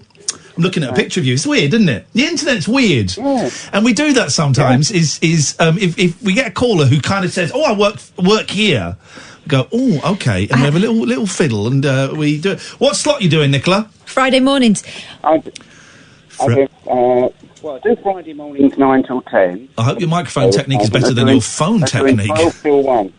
I'm doing 12 till 1 Tuesday to Friday as well. Friday morning at 10 o'clock, and it's Nicola. Says every Friday morning for nice music, local items, and Lou's cycling podcast. Do you want to? Oh yeah, Lou's cycling podcast. Yeah, mustn't miss Lou's cycling podcast. Here we go. Listen, I'm gonna give you gold. Everyone, be quiet. Okay. What's the name? Nicola? What name? So, how do you describe yourself on the air? What do you use your full name? No, I just use the name Nicola. Nicola. And what's the name of the show? I'm a bit like. The show I do on Friday morning is called Roundabout Swindon. Roundabout Swindon. Okay. Yeah, all right. Everyone, be quiet. Hello, my name's Iain Lee. I came third on I'm a Celebrity, Get Me Out of Here. I'm the guy that stole the strawberries. On Friday mornings, I love to listen to Nicola and her show Roundabout Swindon. It's not just about roundabouts. There's some great music and there's a brilliant cycling podcast with Lou. So make sure you join me, Iain Lee, as I listen to Nicola Roundabout Swindon. Yeah, that would be great. You can use that. Also, I do the musical Lunchbox. 12 till 1. Flipping it. All right, okay, right. Hi, my name's Iain Lee. I came third on I'm a Celebrity, Get Me Out of Here. And I love fiddling about with Nicola's musical jukebox on lunchtimes on what day? It's not called musical jukebox. What's it it's called? Musical lunchbox. Musical lunch break. Musical lunch break it is. On when? 1, Tuesday to Friday. It's a bit rude of you to ask me to do this, actually, Nicola. Not lunchbox, lunch break. Lunch break. Hello, my name's Iain Lee. You may remember me from the 11 o'clock show, and I'm a celebrity... Bollocks. Oh. You put me off then. It was nothing to do with me. Shh. Hello, my name's Iain Lee. You might remember me from the 11 o'clock show, and I'm a Celebrity, Get Me Out of Here. When I'm travelling through Swindon, there's nothing I like better than Mondays to Thursdays listening to Nicola's musical Lunchbox. Lunch break. Flipping it. Could you change the name of the show, Nicola, to Lunchbox? No, I did one day and by mistake it's lunch break. Nicola did it. You see, it makes more sense to say Lunchbox. I know it does, yeah. Let me just say, Nicola, I am up for 2 awards next week at the Arias, right, for Best Speech Broadcaster and Best Radio Moment of the Year. I know radio. IKR. I think Lunchbox is a better name. You're probably right. Thank you. Speak to the manager. Thank you very much indeed. It was lovely to have wound her down to the point of absolute boredom there at the end of that call. I'll change everything. Just let me go. Okay. Everybody, just calm down now. We're getting carried away. Everyone's getting carried away. And we should all just calm down ever so slightly. Okay, I'm calm. Calm down. I'm cool. Put your bra back on. After the news, we're going to have Alistair. We're going to have Tina. Yes. Oh, God, we're going to have Nicola. Did we speak to Nicola? Yes. Yeah, we just spoke to Nicola. Is it other Nicola? Is it the same Nicola? Gone. Chris, stop phoning in. Did we speak to... We spoke to that Dave. You're gone. Right. When we get... Oh, this is great. When we get back, we've got Alistair, we've got Tina, we've got David Babcock. Did you speak to Dave? Oh, sugar. Dave, call back in.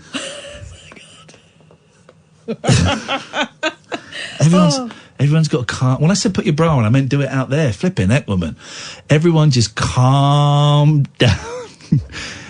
Katherine tolerates these sexual indiscretions, but really can't wait for the first Friday I'm not in. 0344 499 1000, the late night alternative, weeknights from 10 with me, Iain Lee and Katherine Boyle, only on Home of the Hits, Talk Radio. Talk Radio. Across the UK. Late night with Iain Lee on Talk Radio. Say you don't love him.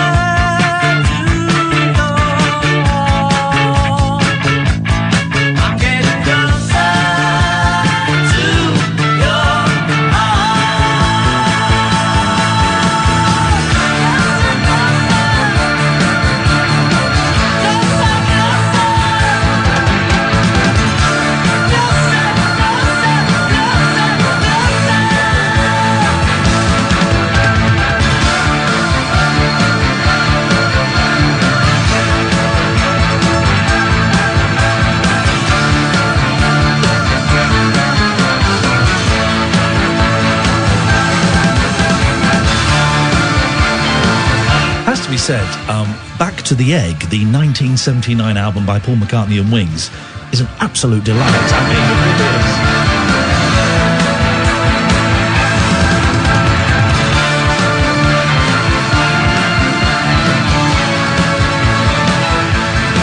Yes? No. Oh. Sorry, I think It's just me being attentive. There's some good Wings albums, right? There's the great, turns out, listen to this great song on London Town. It's about... Hey, did you know that This song, let's get David up. Can we get David up, please, Alex? David Babcock. Because this is, this song would suit him. This is about a time traveller. He's written a song about a time traveller. Gosh. Finished coughing? No. Okay, you cough. I don't want you to miss this. Ready? No, don't be a dick and start coughing when I press play like a 9-year-old. Don't. I want to play you a nice song about a time I don't traveller. know when the cough's going to come. You do know when the cough's going to come. You always know when you're going to come. You know that. I want to play a time traveller song and speak to our friend David Babcock. All right, let me have a big gulp of water, and then that will hopefully keep the cough down. Right now, lad. My cough's still here. Okie dokie. Just I'm not letting it pop out. I'm going to play this song. Here we go. Did you know that I'm always going back in time? Rhyme and slang, old lang syne, my dear. Stop. Yep. Stop. What? Stop. He's just throwing in things that vaguely sound like each other. Right. I'm always going back in time. Yeah. Rhyming slang. Yeah. Old Lang Syne. Old Lang Syne is what you sing at the beginning, at the end of a year. So he's always what's the singing rhyming slang? What's rhyming slang for Old Lang Syne? No. Rhyming slang for you is... All right, okay. Walked into that one. You're a Brad Pitt. Well. Okay, we carry on. Old Lang Syne through the years. He's going back in time. He's just said it. Yeah, but what do you say rhyming slang for? None of your business. None of your business. Is it?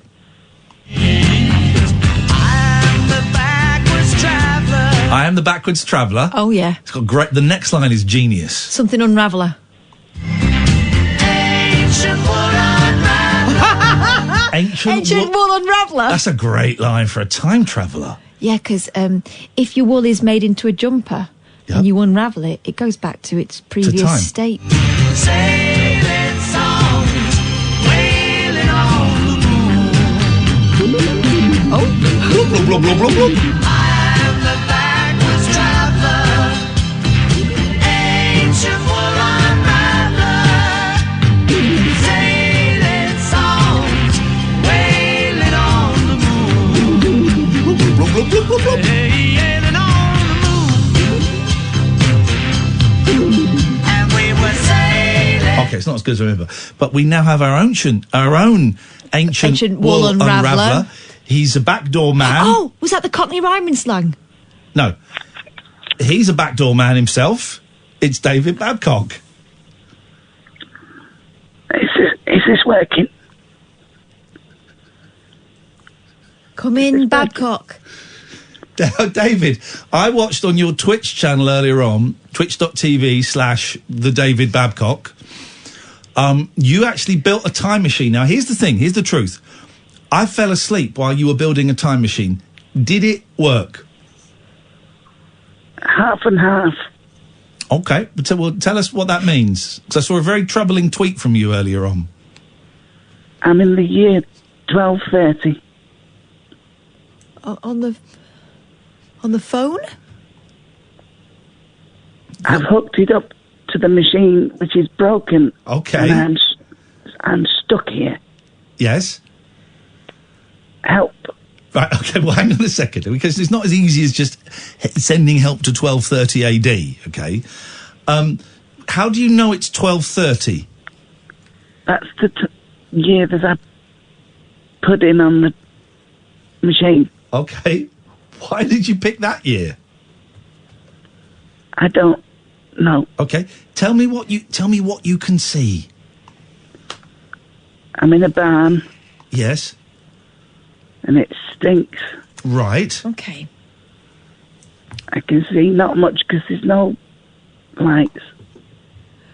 Well, I don't want to worry you, but if you're still there in May, you will be called upon by Henry III to join his army and head off to France, and certain death. Yeah. Do us a favour, David. Can you just put the phone out of the barn door so that we can just have a listen? Would you be able to do that? Yeah. Okay. Here we go.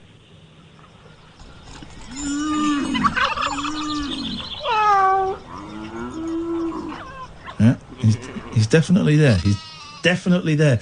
All right, David. Well, can you get the time machine working? I think it's knackered. Okay.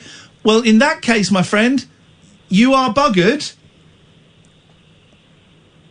I don't want to be, no. but I think that I am. I think you are. What you'll have to do is wait until you die, and then you'll be born again in when's your birthday? 1976 or something? No. Okay, but you'll be born again, and then you just have to not make the same mistake. Oh, no, hang on, you will have done, because you're still back there. Eternal loop, innit? You're stuck in a loop, mate. I've gone and messed it up, haven't I? You have, David. It's been really nice knowing you. I love you both. Oh. That's a bit weird. No, mate. Good luck in the French war, is it, Kathy's going to The join? invasion of France, yeah, Bordeaux. He's probably going to die. He's to blame for Europe. Yeah, he in kind that of started it. Isn't it? He's the Jean-Claude Juncker of his day. In so many ways. Yes, Tina? Hello, how are you, Ian? I'm all right. What have you got? I'm just reading your Twitter page. I've not been on there for a long time because I've been trying to get life done and get some stuff done. But I don't know why you're getting all this shit for your reply about Caroline Flack, and I'm totally aghast at why you're getting shit Well, I for can it. tell you why, because we're living in an age when people think it's acceptable to say anything they want to say without any consequence, and to be rude and to belittle people who show emotion.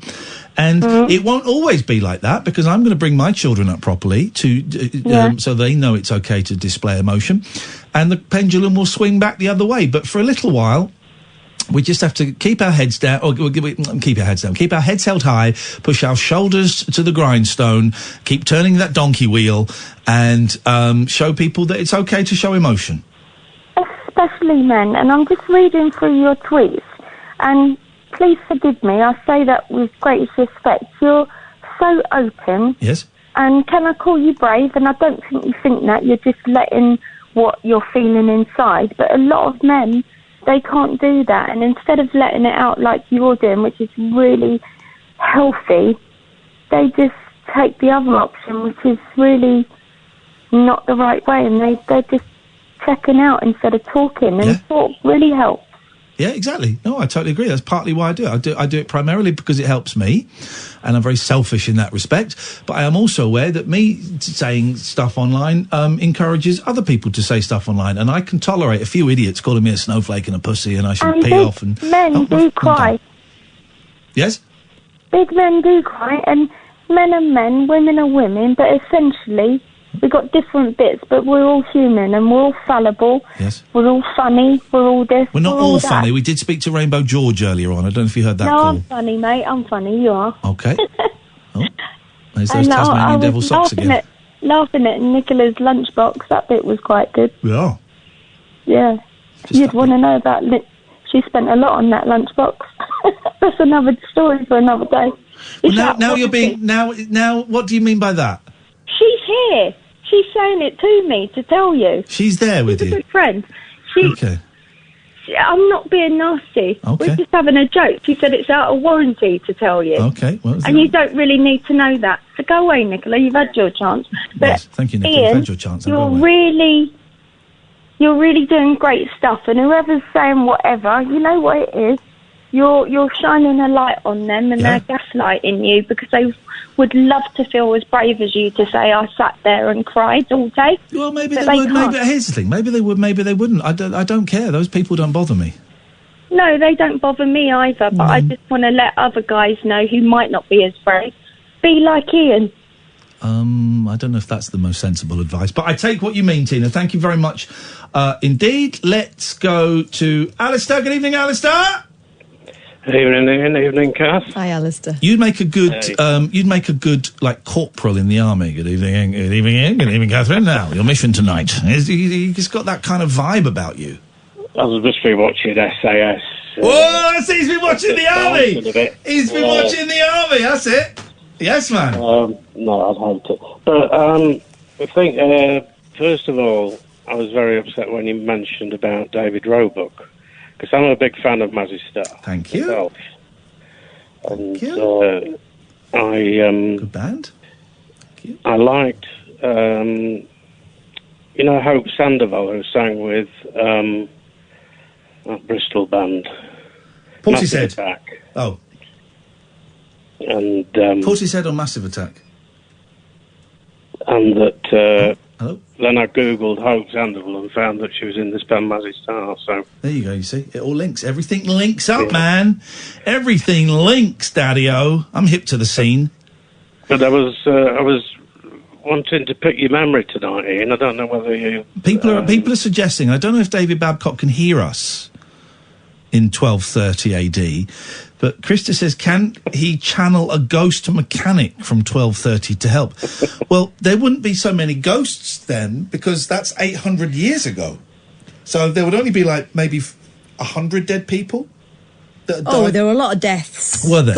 You got to think plague. Okay, all right. Well, David, I don't know if you can hear us. Infant mortality was high. Well, you don't want a baby ghost. No, they're useless. Yes. At fixing, certainly time machines. Time machines, yes, they would be useless at that. Sorry, Alistair. Yes, pick my memory.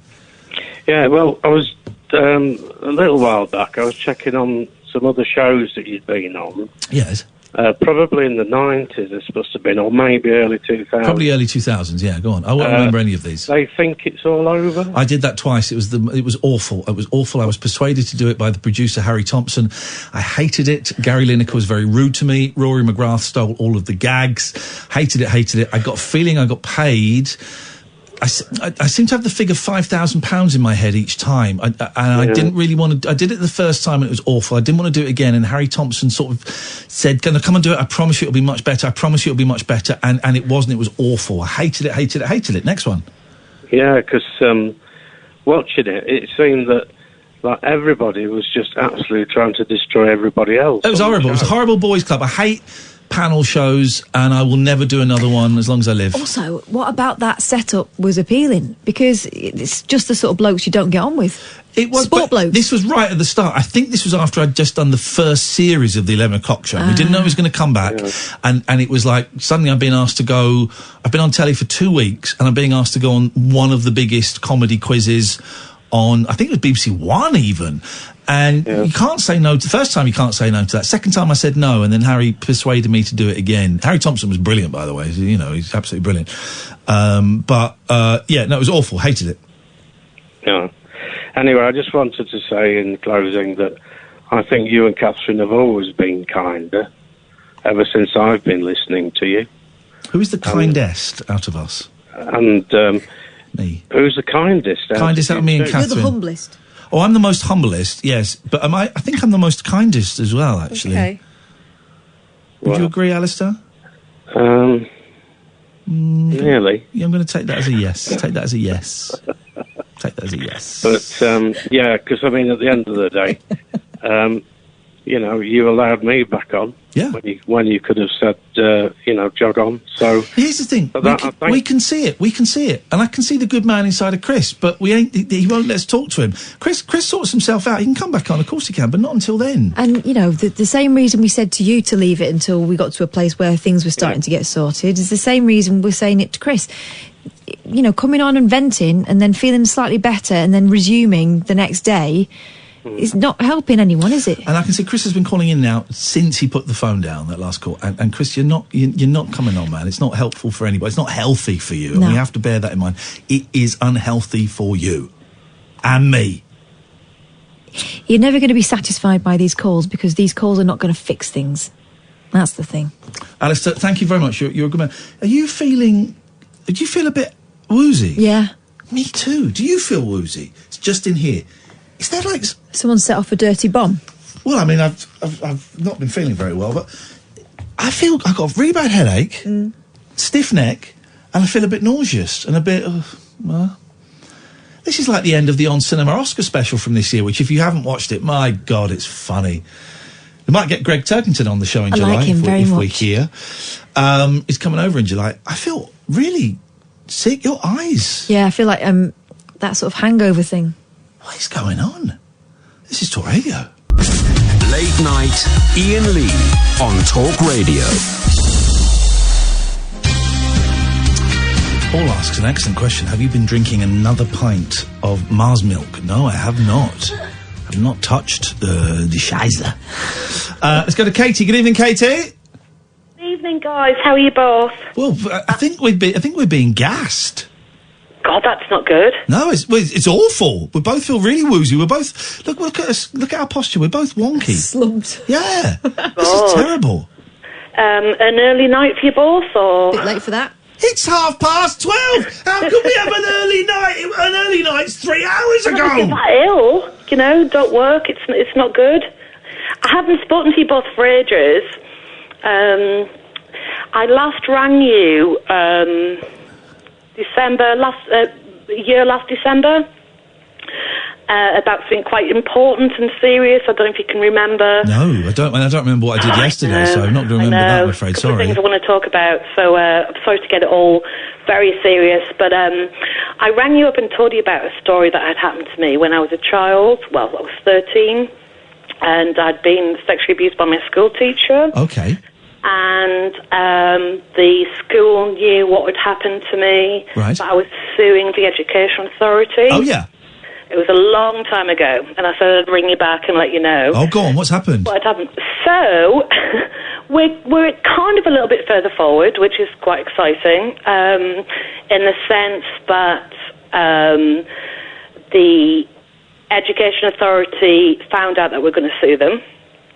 And the guy in question got a letter just before Christmas saying, well, actually, we want your house, we want this, we want that from you, because they've got to counter-sue. Hang on, right. So the guy that abused you when you were 13, he got a letter from your solicitor? No, from the Education Authority. Oh, saying they want his house? Pretty much, yeah, because they're kind of counter-suing him. So you're suing the Education Authority, they're suing him? So I'm suing the Education Authority, and they need to get the money. Right. So they're going straight to him and say, well, we want this, we want that. Yep. So unlucky. That's quite exciting. Yeah, for me. unlucky. Unlucky for him, huh? Unlucky, mate. I know. So that's quite exciting in my life at the moment. But if the Education Authority, you haven't sued them yet? No, it's not. It's more the county council, the local council. Because it seems then if they're already approaching him saying, "Hey, we want money off you," it seems that they're ready to accept some form of liability. Then. Yeah, absolutely. So Wow. that's a good thing. Brilliant. But they still want more details. I've written so many papers and signed so many things. Yeah. And they have said basically, okay, well, it's either going to be an out-of-court settlement or it's going to go to court in December. But there's no way they'll take it to court. There's no way, because the school is doing really well at the moment, and by the fact that they've got in touch with the teacher, is looking quite good, okay? Yeah. Without going into too much detail. So it's all looking quite positive. Brilliant. And I'm sorry I haven't spoken to you for such a long time. That's all right. But yeah, and the other thing, I've had a couple of drinks tonight. Uh-oh. I know. Life has been really tough, and I'm loving your blogs, and I'm loving everything you do, Iain, and life can be really hard, and I know that. And without sounding patronising, I didn't mean that at all. It doesn't sound patronising at all, of course it doesn't.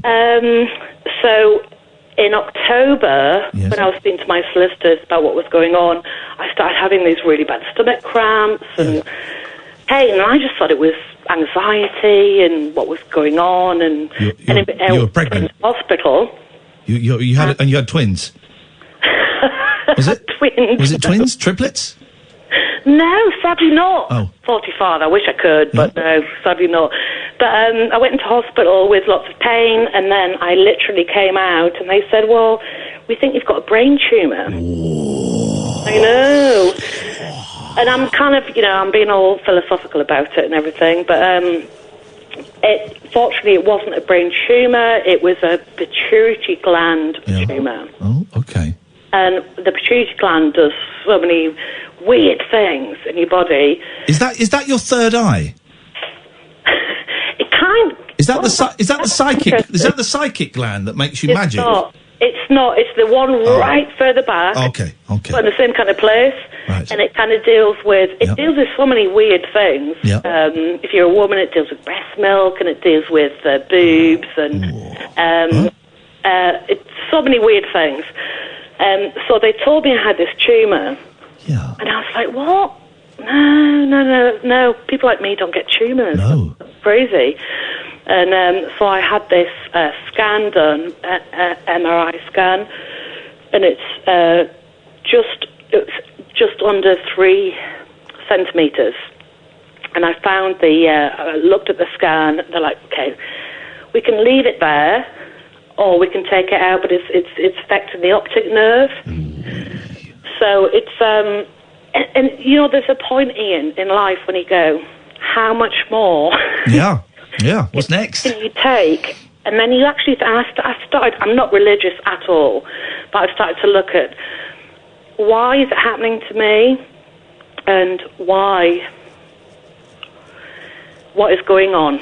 Why is it me? So did you get it done? Are you going to get it done? Are you going to leave it? I'm getting it done in. They're saying to me it'll probably be April. Lovely. I've had so many problems with the NHS, and I love the NHS for everything they stand for. Basically, I've been on National Health Service. hydrocortisone, the steroids, basically. Yeah. And I went to the specialist. If I'm forgetting words, I've had a drink, but also that's affected my memory as well a little bit. Yeah, I would say if I'm forgetting words, that's because the armchair, the tumour is pressing on the word part of my brain. I'd milk it, Katie. I'd milk it. I'd swap words around and go. Or if you're late for something, I'm sorry, it's pressing on my time bit of my brain. Milk it. So I went to the hospital, and this guy said, "Okay, we've done your blood tests." And you've got a lack of cortisol in your blood, yes, which regulates. Living this in real time, yes. Yeah, and so he said, okay, you need to collect them straight away from the hospital. You need to get your steroids. I went to the hospital and collected them. Yes, and I was on them for 2 weeks. And I went to see the specialist, and he said, "Are you on any tablets?" And I said, "I'm on steroids. Your colleague gave me these." And he went, "What steroids? He should never have given you them." What the heck? That goddamn people. And then when you went back, it turns out that doctor had been dead for 10 years. And I said, "How do you not know this?" And he said, "Oh, he's forgotten to write it down." Yeah.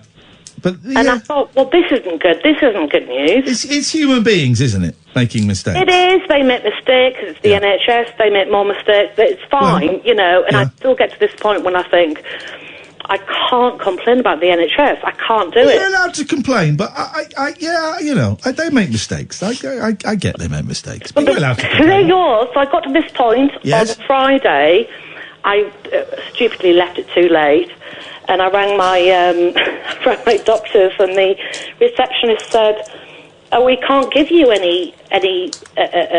another repeat prescription because you haven't got them." I said, "I have got repeat prescription.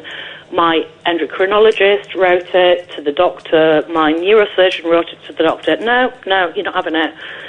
I said, "I need it, and it's actually really dangerous. I found out recently if you haven't got those tablets, you can't just stop them." Did you get the tablets?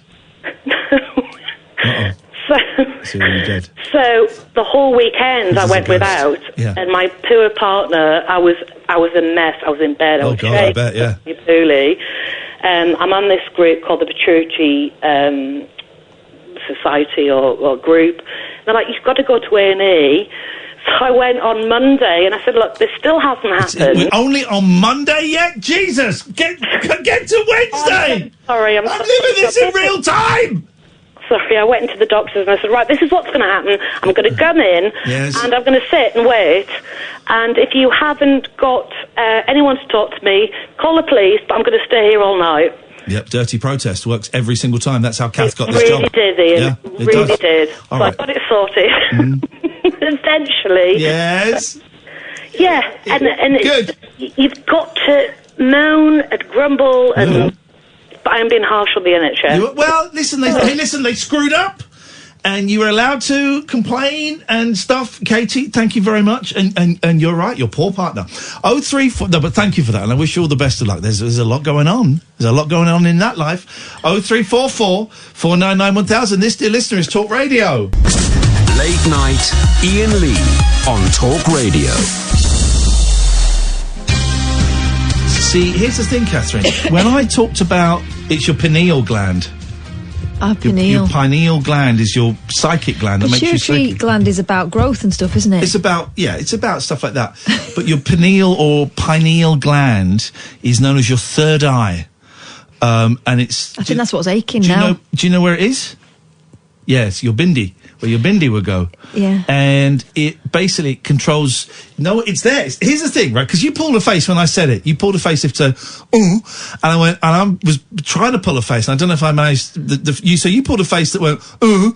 And, yeah, you pulled a face that went... Ooh. And I was trying to pull a face. You did it, and you went... Ooh.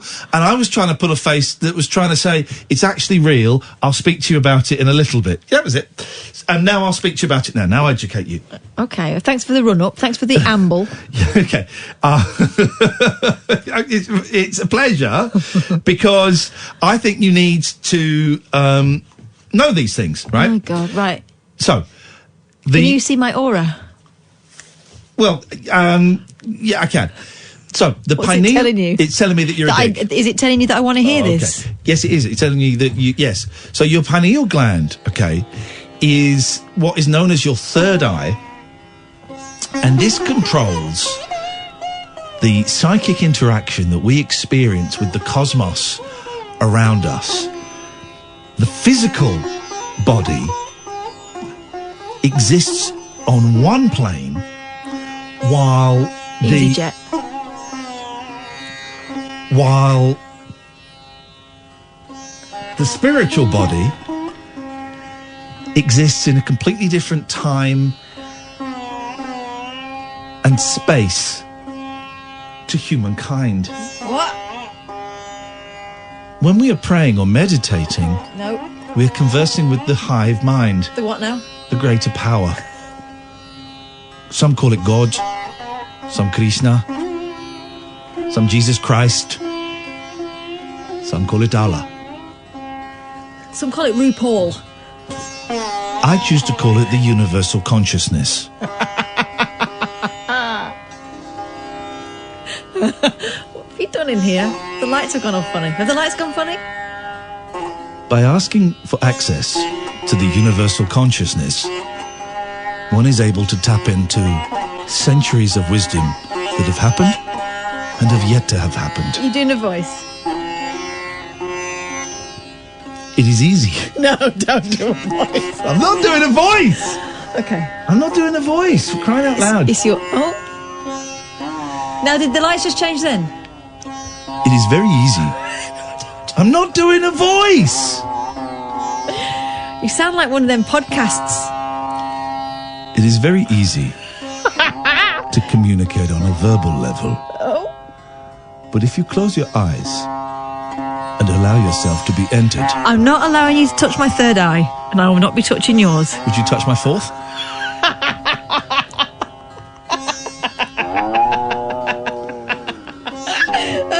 Oh, no. The experiences you are feeling now... If you're not going to take it seriously... Oh, I'm taking it so seriously. Carry on. No, go on, carry on. Carry on. No, I want you to open... No, you can naff off. You can open my third eye. No, if you want. can naff off. Go on. You're not taking it seriously. I'm not. Namaste. I'm trying to... Go on. What's the... That was nice, though. I'll show you. I'll play some great music. I'll play you the best music. What's the song that goes? There's a song. Bone digger, bone digger. No, not Bone Digger. It's Paul Simon. No, there's a song that goes. Do you remember when we'd see Paul Yeah, Simon? it's rubbish. No, but for ages afterwards, we He did kept a going. reggae version of Bridge Over Troubled Waters. He did, and there was no need for that. But do you remember, for ages afterwards, we kept doing this. Don't remember that at all. And also, There's a song, and it goes. Never Went Down to Georgia. No, and it's done on the old what we used to call the sitar. Oh. Here we go. I've got it. It could be this. Could be this. Could be this. Could Is it be on this. Cafe Del Mar? No. Shut up. 'Cause I've got It's one this, like it's that. This. Oh. No, this isn't it. Nope. No. Let me try. Could be this. Could be this. Here we go. You ready? This is it. Here we go. This is it. You ready? Here we go. Oh, yeah.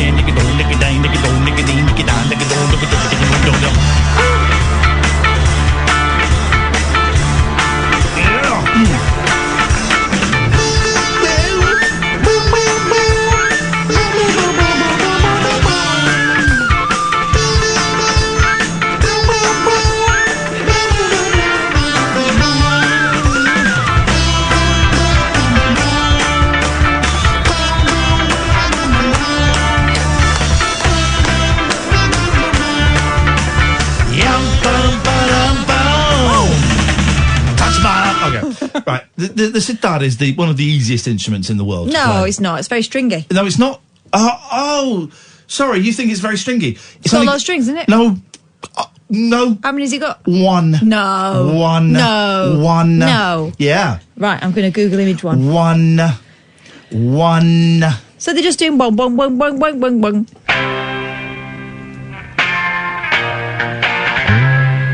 Let me sing you a song. This sitar's got more than one. No, it hasn't. No, it hasn't. Here we go. I don't know why they made such a big deal out of it then.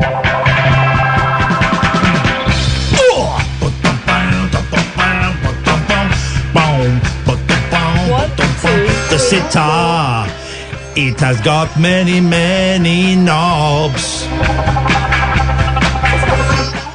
Your cat, go on. 1, 2, There we go. 3, 4, 5, 6. No, it hasn't. But this one has. No, it hasn't. In fact, it's a gas, and it's all right.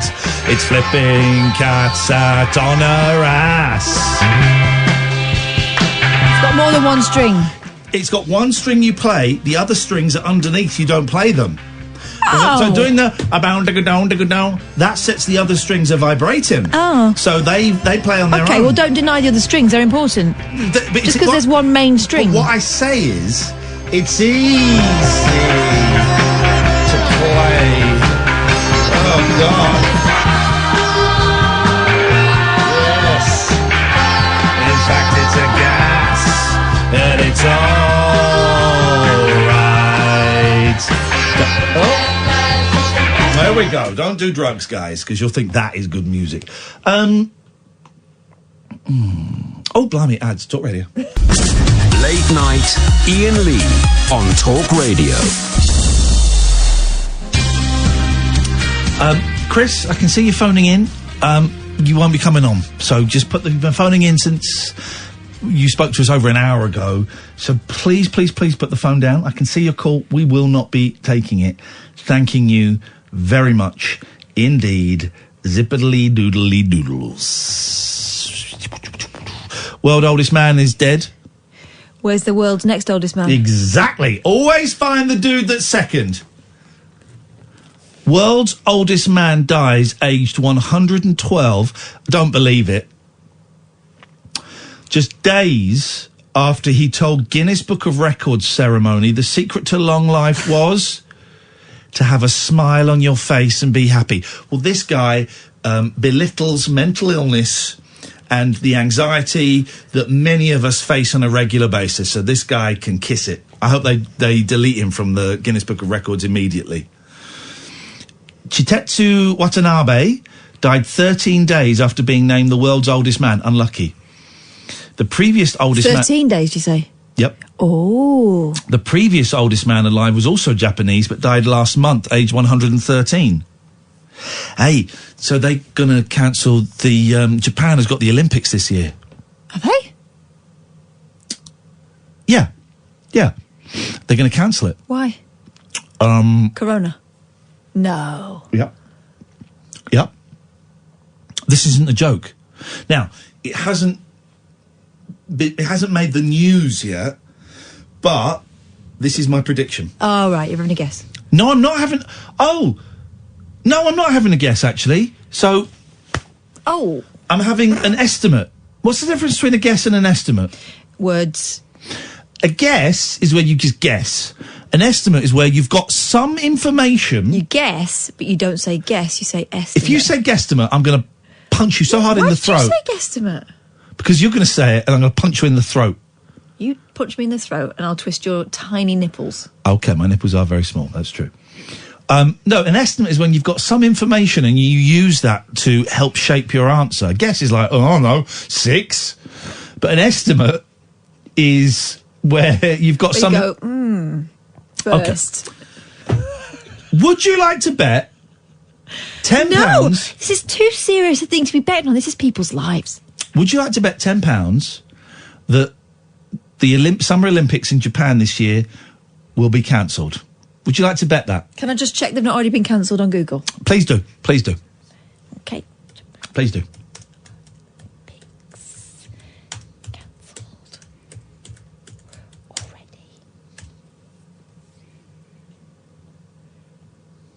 He says it could be cancelled due to coronavirus. Could, though. Right. What would it cost? Loads. They don't, no, but... But they've got a $900 million reserve fund for cancelled Olympics. Right. Would you like me to tell you the fact? It would be the first in modern history. I think it's only the war that stopped it in the past. But, all right. Because here's the thing. The Japanese are saying... The Japanese have been asked, are you going to cancel... You're going to cancel the Olympics? And they've gone, no. You've got 107 victims of coronavirus, and they've gone, yeah, we're not cancelling the Olympics. It's February. The Olympics are in the summer. So, no, we're not going to cancel, because we'll have it sorted by then. How do you say no in Japanese? Hi. No, hi is yes. Hi. No. What is no in Japanese? Don't Google it, because I know this. Kono basu wa Tokyo ni ikimasu ka? That means, does this bus go to Tokyo? Hi. Hi. Oihi is Greek for yes or no. Don't Google it. Please don't Google it. Hi. Is yes. Ni. Oh, no, that's a number. Ichi ni, that's 2, is number 2. Ichi ni san. Are you going to cancel it? 2. Or, is it? Hi.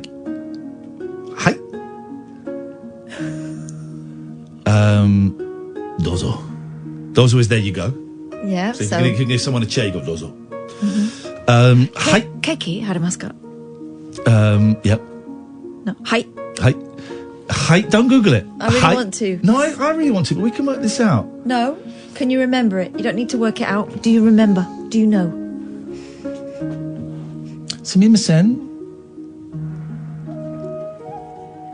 Kore wa dare no kasa desu ka? Sumimasen. Kore wa dare no kasa desu ka? Whose umbrella is this? Excuse me, whose umbrella is this? Dozo? Hi. It's yours. Okay, right. It's hi is yes. Oh. It's like oh. It's like oh. Come on. Oh. Say something like that. Oh. Oi. Oi. It's not oi, is Only it? say oi. Google it. Say oi. No in Japanese. Oi. Is Bango. That's incorrect. Bango is... No, that's not it. That's not no. What is the word? The exact word for no in Japanese is ai. Ai? Oh, that's what I said. Ai? So that's really difficult because it could sound like hi. Something's not right here. Knowing how to say no in Japanese. The Koto Academy is going to tell me how. Screw those guys. What do they know about anything? It's yeah. So it's hi. Yeah. It sounds like yeah. Yeah. Yeah, but it's a different language. It doesn't sound like yeah to them. It sounds like no to them. Hi. Yeah. I used to have to speak Japanese. I wish I could. Hi. Yeah. So I was right. Oi. I was actually close. No in Japanese, the exact word for no in Japanese is ai. It's not. It's yeah. Yeah. But the Japanese actually use a wide range of expressions to avoid having to give a strong no. That's because they're pussies. For example, they could say yeah. Chotto, that convey the difficulty to answer the request. Chotto. Ashita ishio na nomimasen ka? Chotto. Gomenasai ashita. By the way, if there's any Japanese women... If there's any Japanese women listening, my accent is great. Oh, chotto. Hi. Mori, impossible. Hi. Dame, no good. A dekinai cannot. A dickinai? Dekinai. This is what I say when I go somewhere with Kath, a dickinai. Oh, come on now. Hi. Chotto. It's like that. It's like, chotto. Sumimasen. Chotto. Hi. Anyway, that's Japanese for Beginners, Part 1, with Iain and Kath. Hi. Dozo. Why is everyone calling back? Everyone who's been on the show is calling back. They all speak Japanese.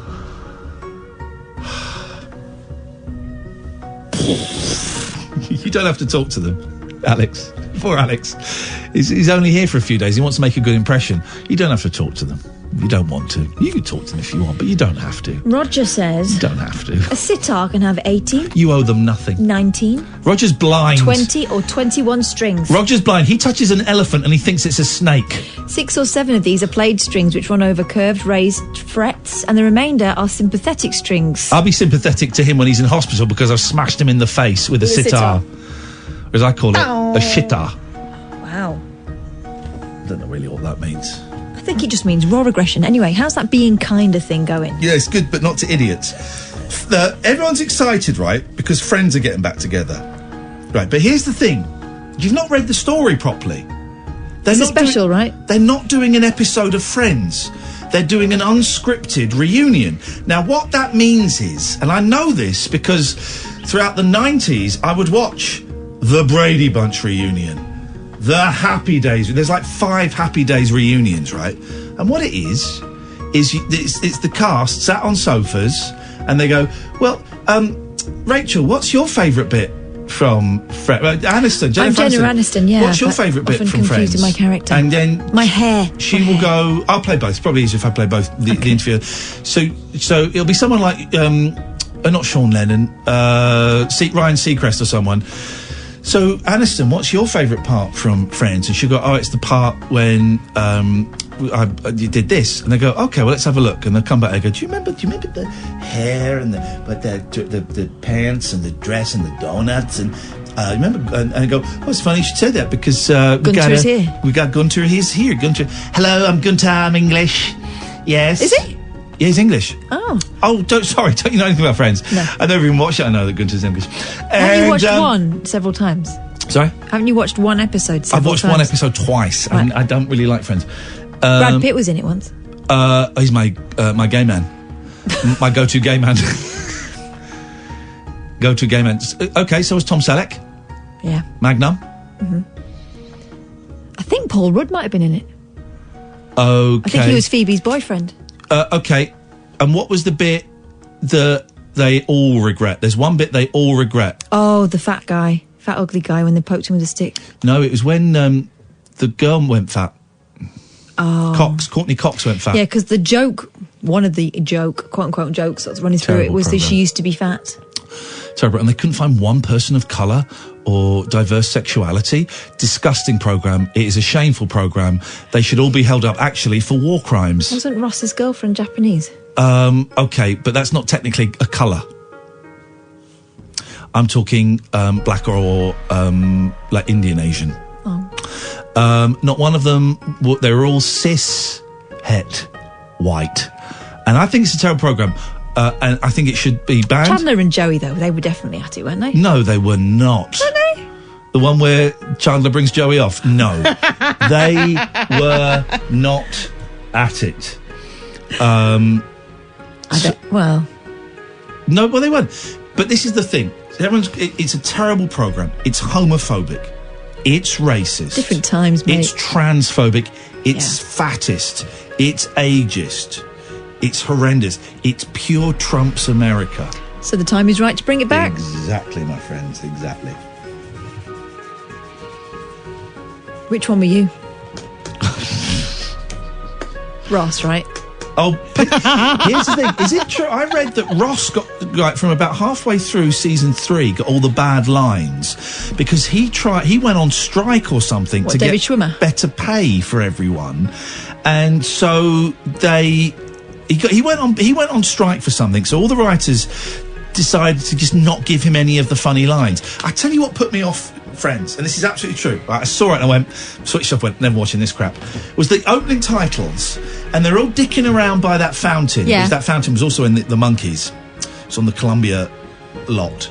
And there's a bit where Ross pops up from the fountain, looks to the left, looks to the right, and goes down. I thought, no, I'm watching these idiots. I'm not watching these idiots. Wow. This is rubbish. I'm out. Best decision I ever made. Because if I'd have stuck with it, I'd have had to watch the episodes where they came to England with Fergie and the Virgin Man. So, best decision I ever made was never watching that crap. So. Thank you, Roger, for getting the reference. Did you get the reference? Yeah. What? Go on. It's an ancient story. It's very wise. Yeah. Was it Rudyard Kipling that you adapted it? Nope.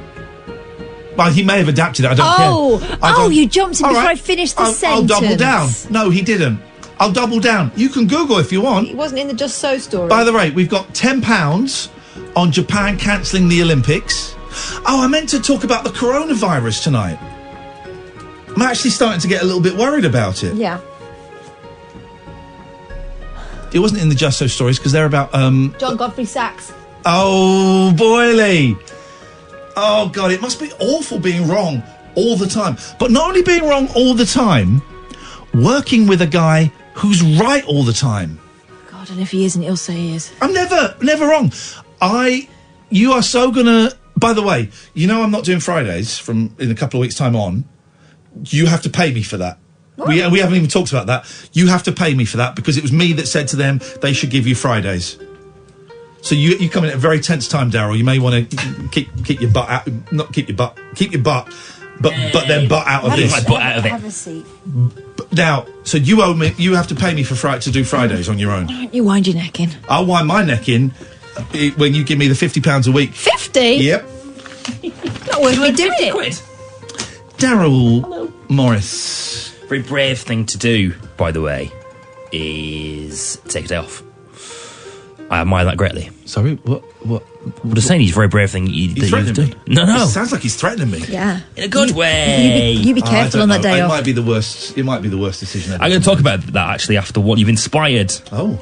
A profound point that I'm going to make on my programme. Profundity. A double P. I look forward to that. How are you? I'm in a weird headspace. I can't help but think maybe taking Fridays off is a terrible, terrible mistake. But I'm going to do it, and we'll see what happens. Good for you. Thanks, man. Thank you. I appreciate that. Hey, listen, stay tuned. Thank you, Alex. What? Is that it? Yeah. I've not got a chance to plug what's on my... You were showing off about your profundity. We're back tonight at 10. This is Talk Radio. Talk Radio.